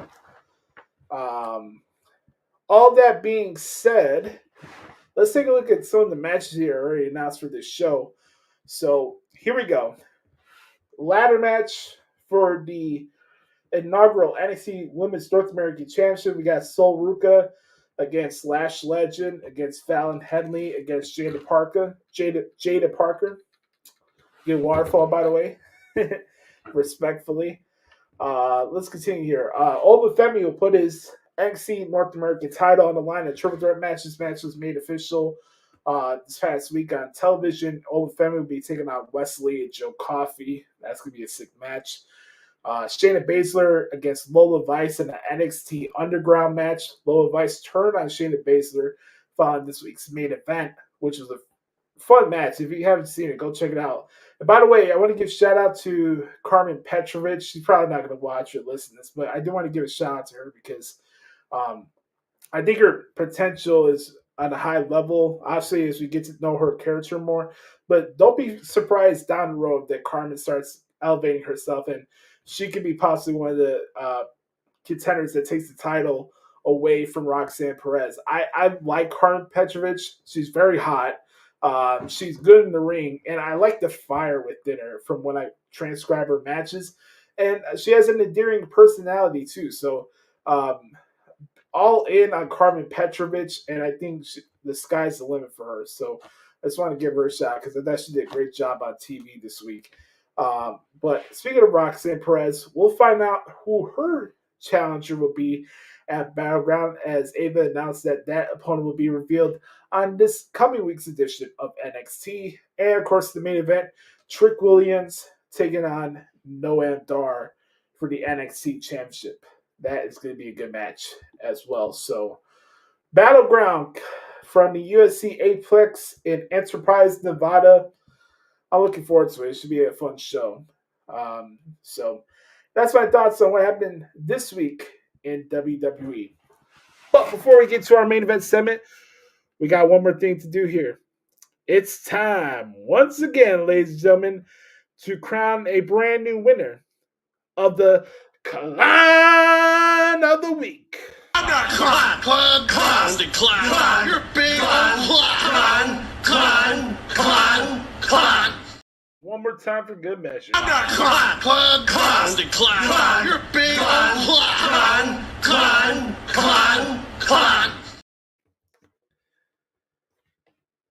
I mean, it's not hard to pick who it is this week. This is not a topic I really want to discuss because I really don't like to stick my nose into other people's drama or beef and stuff like that. But seriously, for me, it's not hard to pick. The CLAHN of the Week this week is Ryback.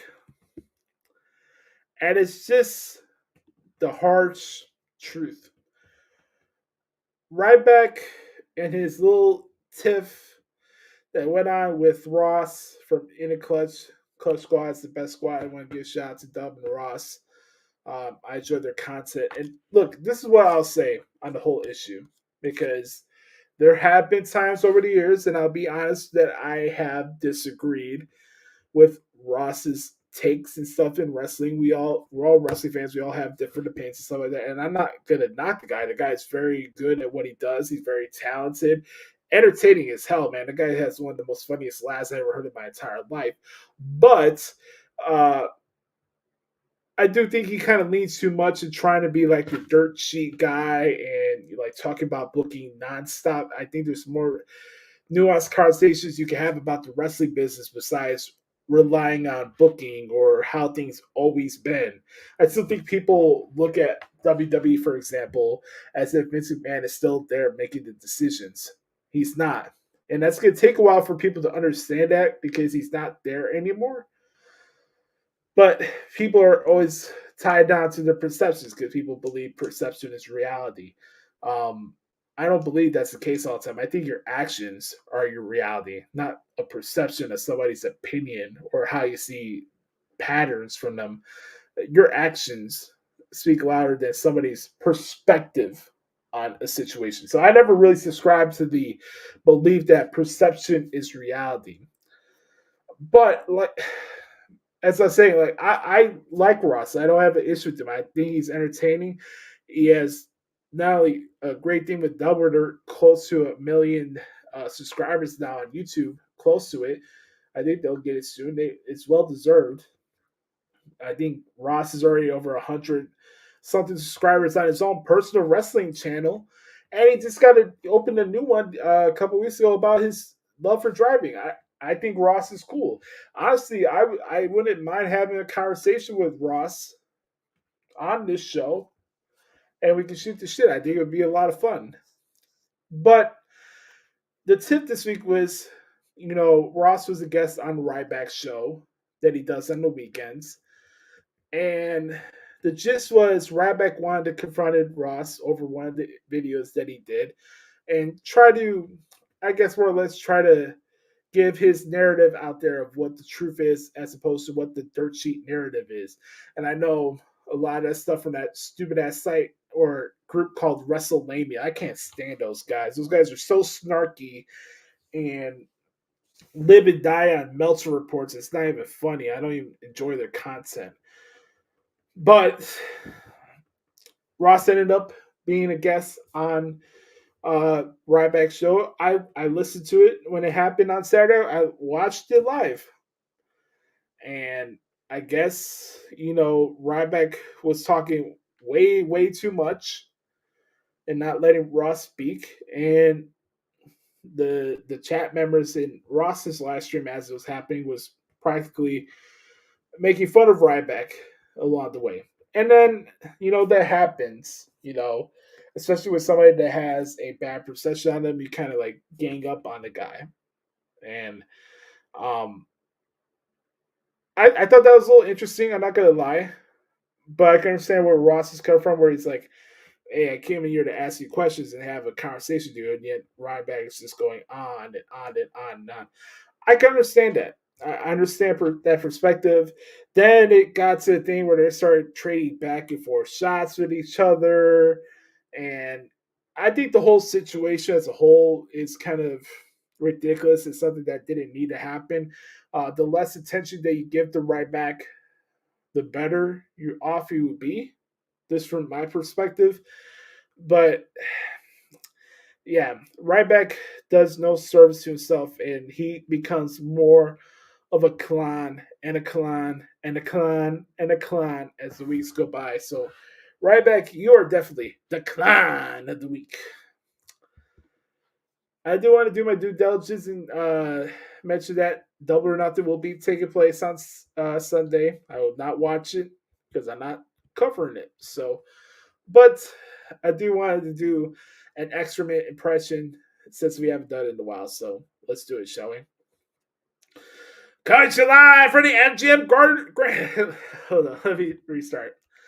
Coming to you live for the MGM Grand Garden Arena in Las Vegas, Nevada. It's the 2024 edition of AEW Double or Nothing. It's our 5th year anniversary. Here's the matches. First, for the AEW International Championship, it's the champion Roderick Strong taking on the aerial assassin Will Ospreay. From there, for the AEW Women's World Championship, it's Timeless Tony Storm taking on the Professor Serena Deeb. Next, a match made a couple weeks ago on Collision. It's the barbed wire steel cage match for the AEW TNT Championship. It's Adam Copeland taking on Malachi Black. Next, the match made official for the IWGP World Heavyweight Championship Eliminator. It's Jon Moxley taking on Kenosuke Takeshita. In the winner of the match, if Takeshita wins, he'll receive a future IWGP World Heavyweight Championship match in a future date.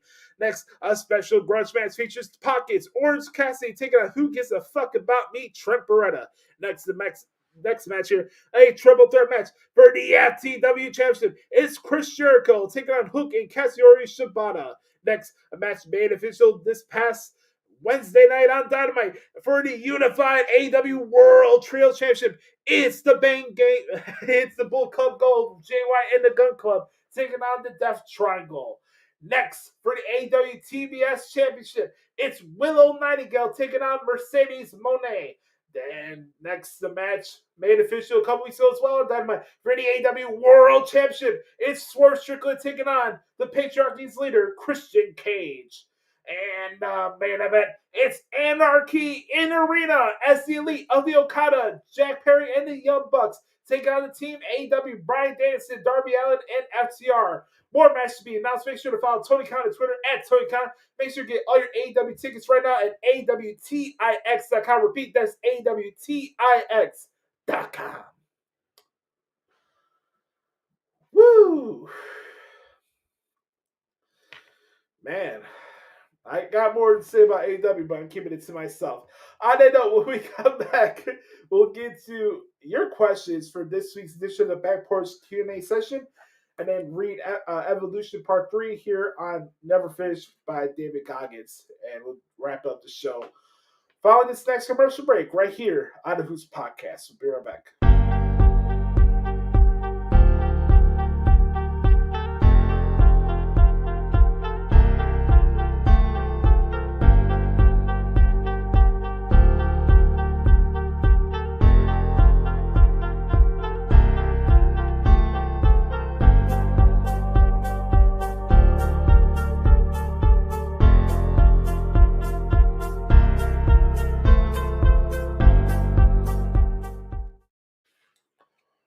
Welcome back to the Hoots Podcast, ladies and gentlemen. One more segment to do here on the show.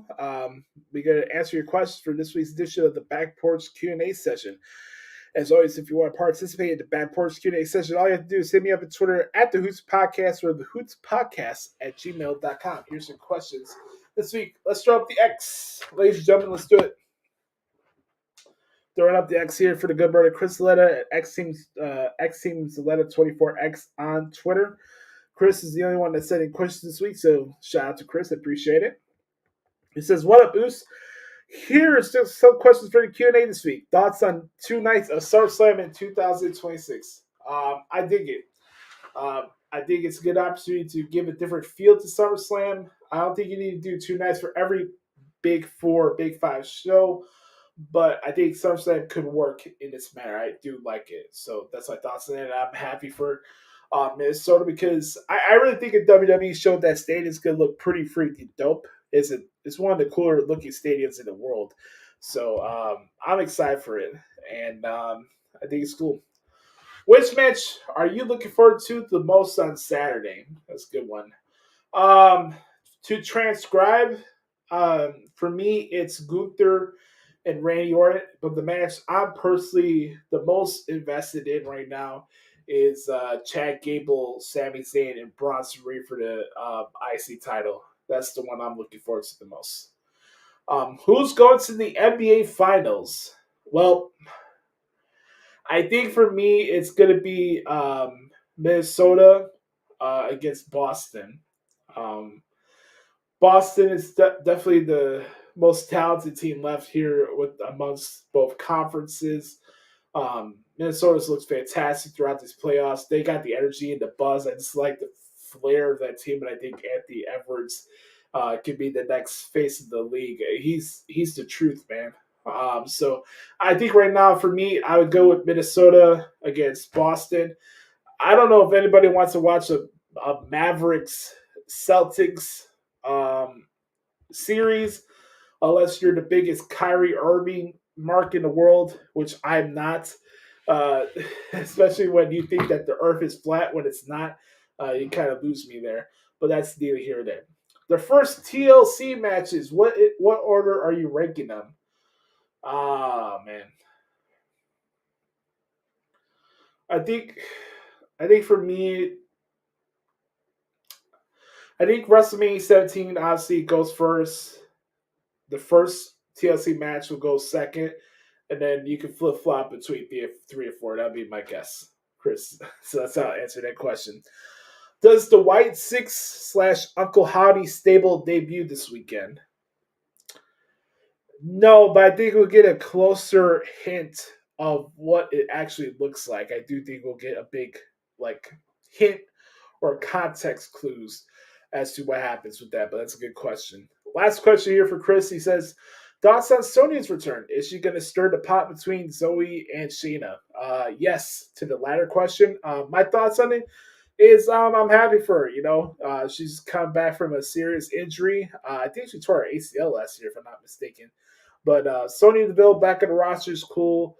Congratulations go out to her and her partner. She recently got married, so that's cool to see. And I'm just glad to see her back on TV because she's good people. Now, do I need to be a authority figure again with Adam Pearce? No, because that guy is going through enough, and I don't think we need to put poor Adam Pearce in situations where it's like, oh yeah. Yeah, I need a drink. You know how he says that a lot? Like, I need a drink. So let's give Adam Pearce a break for a while, shall we? I don't know. That's the question for this week's Back Porch Q&A session. As always, if you want to contribute, all you have to do is hit me up at Twitter at the Hoots Podcast or the Hoots Podcast at gmail.com. Before we get to Evolution Part 3 here from David Goggins in the book, I want to play this new clip that got shared here from Busted Open with Byron Gewirtz. If you haven't seen this interview yet in its entirety, go check it out on the Busted Open podcast. And let's hear what's going on in this new clip, because I found it to be interesting. So let's play it, shall we? Once we all got on that same page, there were giant text chains with everybody involved, giving ideas back and forth. That first promo in, I think it was Phoenix, the crackhead Karens and everything, that got time-wise cut off midway through. And that's what led to the other great thing. I was telling Rob, you didn't get to say half your stuff. And he's like, that's fine. I've got a social media platform. Let's start cutting these promos on social media. I can get everything out. There is no time. Do you have any ideas? Are there any people that I can roast on social media? And I said, oh my God, there's this guy who hosts a show called Busted Open, which you've probably heard of. He's like this anywhere between 45 and 75 years old. I can't determine his age. He could be either anywhere in that space. And he is the biggest Cody fan you've ever imagined. And he's like, yeah, okay. Oh, I've seen that. Yeah. Let's send me that clip. That's going to be fun. So I did that. We got some others. And that's when, I don't even think he was calling himself the boss, but not the final boss yet. And that's when things like really started cooking.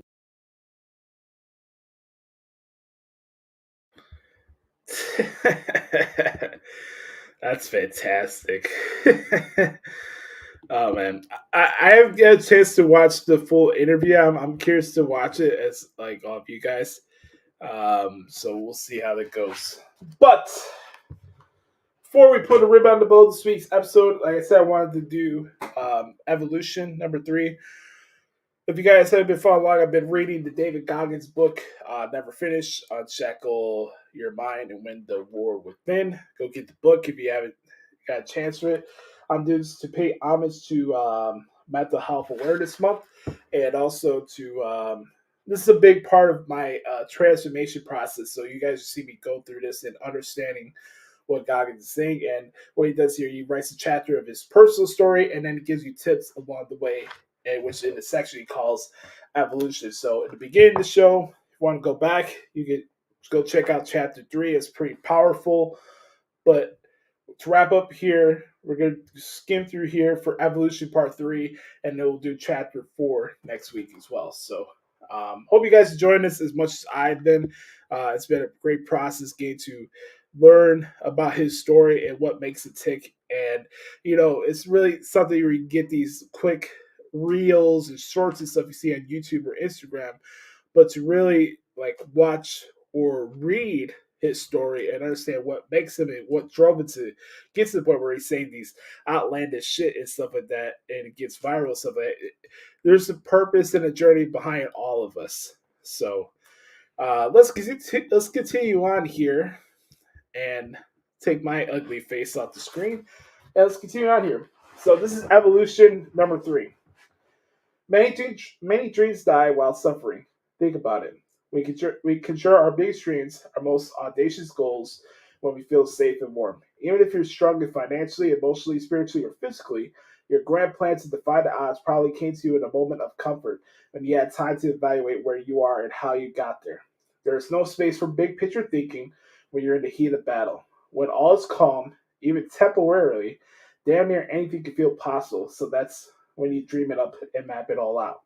Then you begin an unforeseen challenge to knock you the fuck back. Whenever you're engaged in an intense struggle, the result of which will have a major impact on your life going forward, you will be challenged to your utmost, and these moments of truth within a larger quest can demand so much from you that you're bound to feel overmatched at times.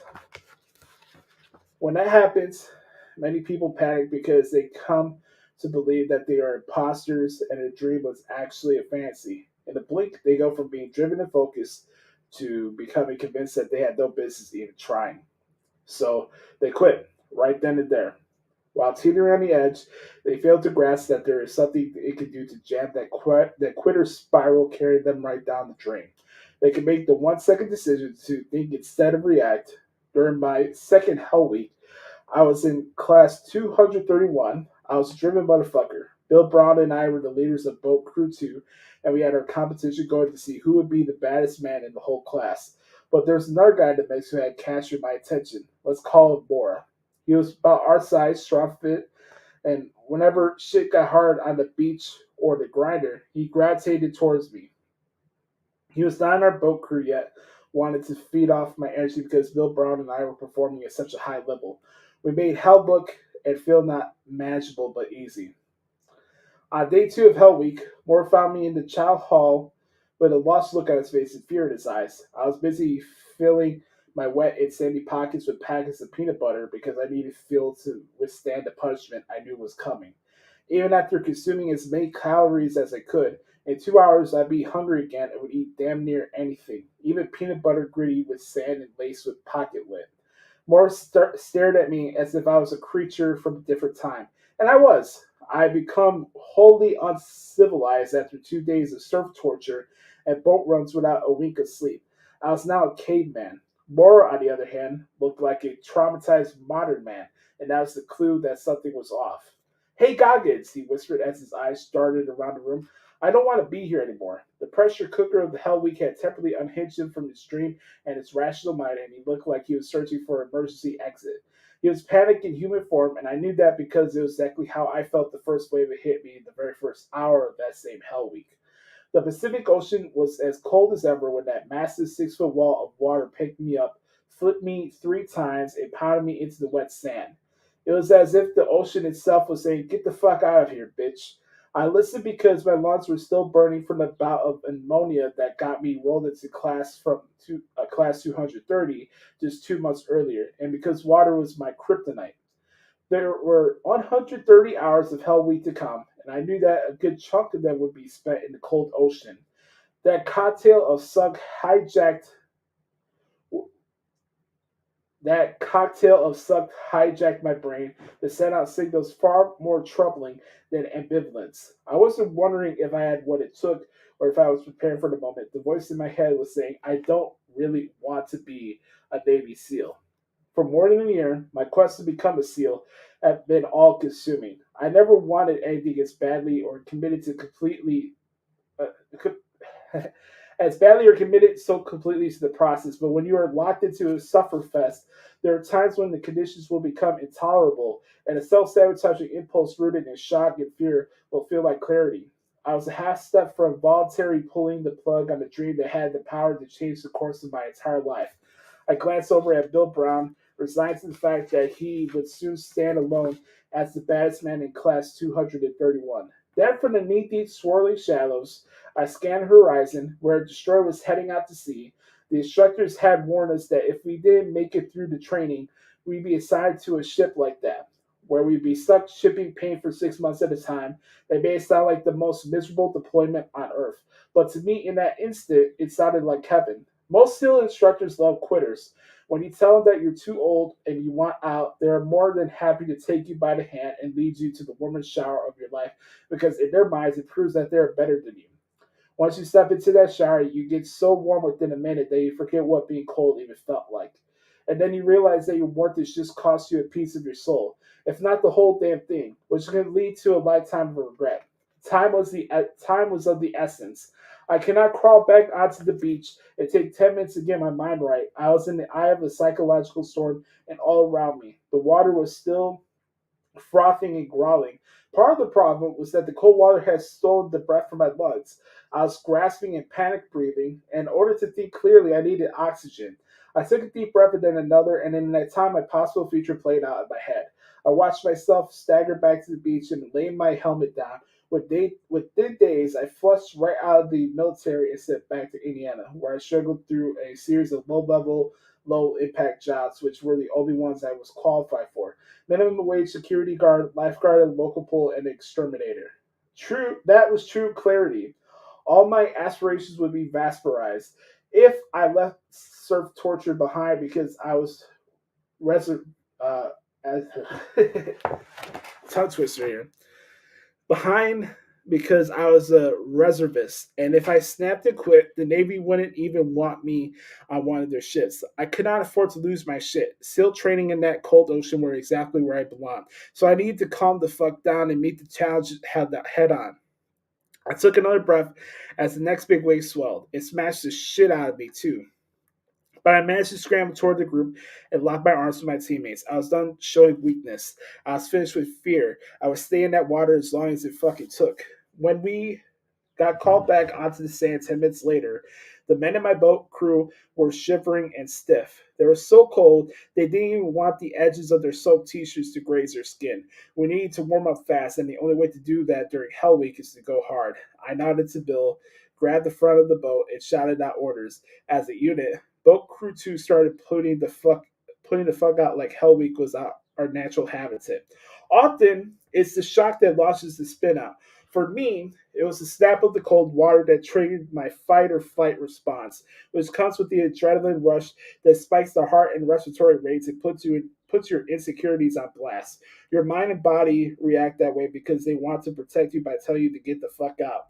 Fight or flight is exactly what Moore was experiencing in the chow hall. His fear and panic owed him. When I was teetering on the brink, I was able to physically calm myself down with a few deep breaths, and that helped me see through the adrenaline rush. My heart rate was still elevated and panic continued to creep in, but I regained enough of my composure to make a conscious 1-second decision to stay in the fight.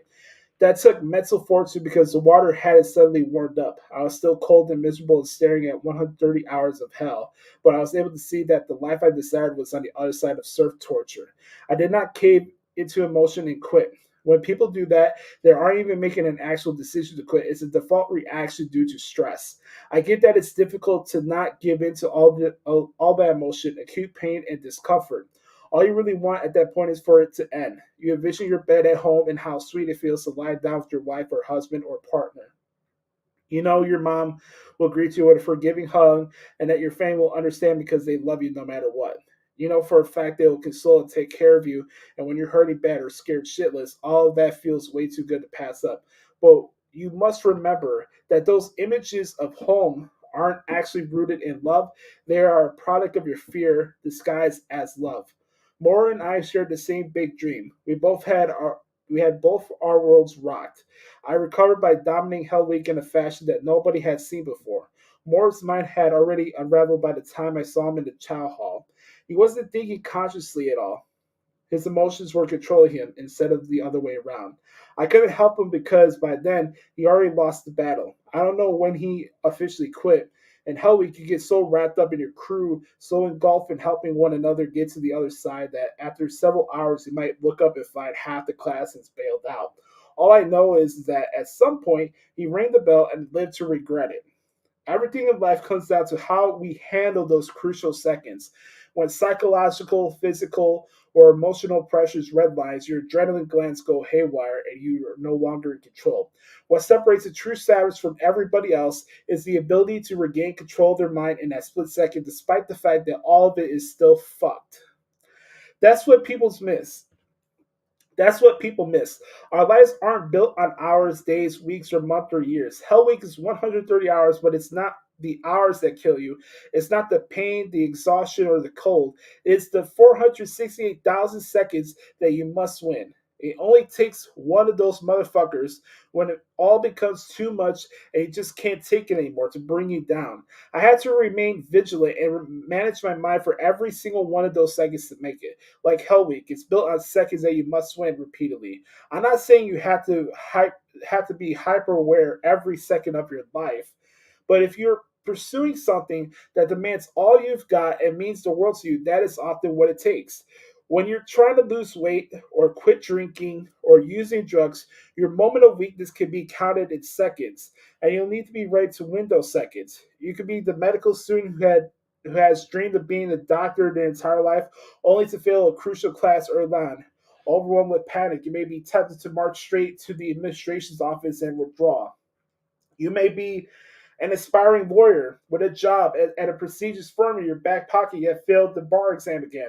And in the heat of the moment, you abandon your career before it begins. All because you become convinced that you cannot walk back into that office after another humiliation or study for that bitch again and put yourself right back on the chopping block.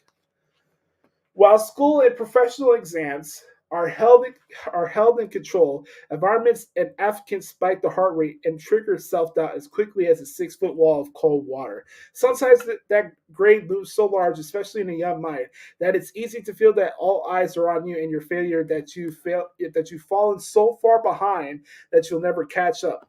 Moments of doubt are unavoidable when we take on any strenuous task. I've used the one-sided decision to regain my composure and win hundreds of small battles during ultra races and on the pull-up bar and in stressful work situations. And the first step is to mentally take a knee. The best person in any combat scenario is the one who's composed enough to take a knee when the bullets are flying at them. I know they needed to evaluate the situation and the landscape to find a way forward, and that's impossible to make a conscious decision if they or their team is running around like fire ants. Taking a knee in battle is not as easy as it sounds, but it's the only way to give yourself time to breathe through the panic and rain in your spinning mind so you're able to operate. The battle hasn't stopped. Gunfire is still lighting up the night, and you don't have any time to waste. In that 1 second, you must take a breath and decide to bring the fight. When you're in the gripe of life and in danger of losing your shit, just think, it's just time to take a knee. Get a couple breaths and flash to your future. If you fold, what will happen next? What's your plan B? This is not some deep contemplation. There's no time to order a pizza and hash it out with your people. This must happen in seconds. It helps you prepare with productive self talk before you drop into that sufferfest on your schedule. Remind yourself that nobody's a great at every single aspect of any job, at least not right away, or no runner skates through a hard race that unchallenged. No matter how bleak it looks or feels, you must stay rooted to your baseline. If you're in med school, your baseline is to graduate and become a doctor. And Corano, my baseline was becoming a Navy SEAL. Many men buckled under the law during Hell Week, but law PT was easy for me. I had to remember that every time we were ordered back into my own personal torture chamber, the Pacific Ocean. It helps to remind yourself of what you're good at and where you excel when you have to engage in something that is hard for you. It doesn't become overwhelming. Tell yourself, I'm good here. I'm great there. This sucks, but it'll be over in 20 minutes. Maybe it's 20 miles, or 20 days, or 20 weeks, but it doesn't matter. Every experience on earth is finite. It'll end someday, and that makes it doable. But the outcome hinges on those crucial seconds you must win. There are consequences to this shit. Quitting on a dream stays with you. It can color how you see yourself and the decisions you make going forward. Several men have taken their own lives after quitting SEAL training. Others marry the first person who come around because they're so desperate for validation. Of course, the reverse is also true. If you can withstand the suffering, take a knee, make a conscious 1 second decision in critical juncture, you'll learn perseverance and gain strength by winning the moment. You'll know what it takes and how it feels to overcome all that loud doubt, and that will stay with you too. It'll become powerful skill you can use again and again to find success. No matter what scenario you're in or where life takes you, it's not always the wrong move to quit. Even in battle, sometimes we must retreat. You might not be ready for whatever it is you've taken on. Perhaps your preparation wasn't as thorough as you thought. Maybe other priorities in life need your attention. It happens. But make sure that it's a conscious decision you're making, not a reaction. Never quit when your pain and insecurity are at their peak. If you must retreat, quit when it's easy, not when it's hard. Control your thought process and get through the most difficult test first. That way, if you do bow out, you'll know it wasn't a reaction based on panic. Instead, you made a conscious decision based on one reason and had time to devise your plan B. More to quit on impulse. Usually, when you do that, you don't get another chance. Many great opportunities in life only come around once, but sometimes opportunity does knock twice. 15 months after that morning in the chow hall, we crossed paths in Toronto again, and it was my graduation day, and he was in our Huya class. The incoming trades were wearing the white shirts that signified day one, week one. All of the 200 and some newbies, he was the only man there who wasn't smiling. He alone knew too much. After the ceremony, he approached, extended his hand, and congratulated me. Remember, I said, many dreams die while suffering, bro? He nodded once, then faded into the crowd. A month later, I heard he made it through Hell Week. 5 months after that, he graduated and became a Navy SEAL. I thought about more as I gazed into my pristine, polished mirror 22 years later, while considering Babbitt's invitation to Leadville. I've been living large for another. I've been living large for longer than I care to admit. In this new life of mine, the water was never cold, and the 1 second decision was in danger of becoming a perishable skill. I didn't think I needed it anymore. I had access to all the finer things. In my house, it was always 72 degrees, and that shit feels good, especially when you believe you earned it. Why put myself through a 10-week training camp or a 100-mile run in Colorado's thin air? I knew damn well how horrible that shit feels and what it takes, but I also knew that this right here was one of the most important 1 second decisions in my life. This wasn't a fight or flight moment. I wasn't overwhelmed by the fear of death. I wasn't on the brink of failure or humiliation, and my heart rate was beating slow and steady. This was a mature version of the unconscious impulse to quit, the one you don't see coming until it greets you at the gate when you think you finally arrived. See, I don't have any respect for people who live this Lux life 24/7. If I said no to Babbitt, I wouldn't be quitting on him, I would be quitting on myself. I'd be making a fear-based choice to no longer be the very person who I became so proud of. It's all well and good to have success and reach a certain level, but I really don't give a fuck what you did yesterday. Maybe you finished Ultraman or graduated from Harvard. I do not care. Respect is earned every day by waking up early, challenging yourself with new dreams, or digging up old nightmares and embracing the suck like you have nothing and have never done a damn thing in your life. There are 86,400 seconds in a day. Losing just one of those seconds can change the outcome of your day and potentially your life. Hashtag 1 second decision. Hashtag never finished. There you go. Whew. Some powerful shit, man. If you guys haven't had a chance to read this book, Never Finished by David Goggins, go get it. It's going to change your life, and this is some real powerful shit, man. It's really hitting home for me, and trying my best not to get emotional here, but man, a lot of the stuff that I've been conveying with you guys in the process that I've been going through this transformation project, I feel it through this book here, and it means the world to me. So I hope you guys have taken something positive from this. But I don't know. I hope you guys enjoyed this week's episode. As always, hit the like button and subscribe to our podcast here on YouTube. As we're on the road to 1,000 subscribers, please comment down below. What's your takeaways from the show? What matches you're looking forward to for King of the Ring and Double or Nothing? Let me see your predictions as well. Looking forward to that.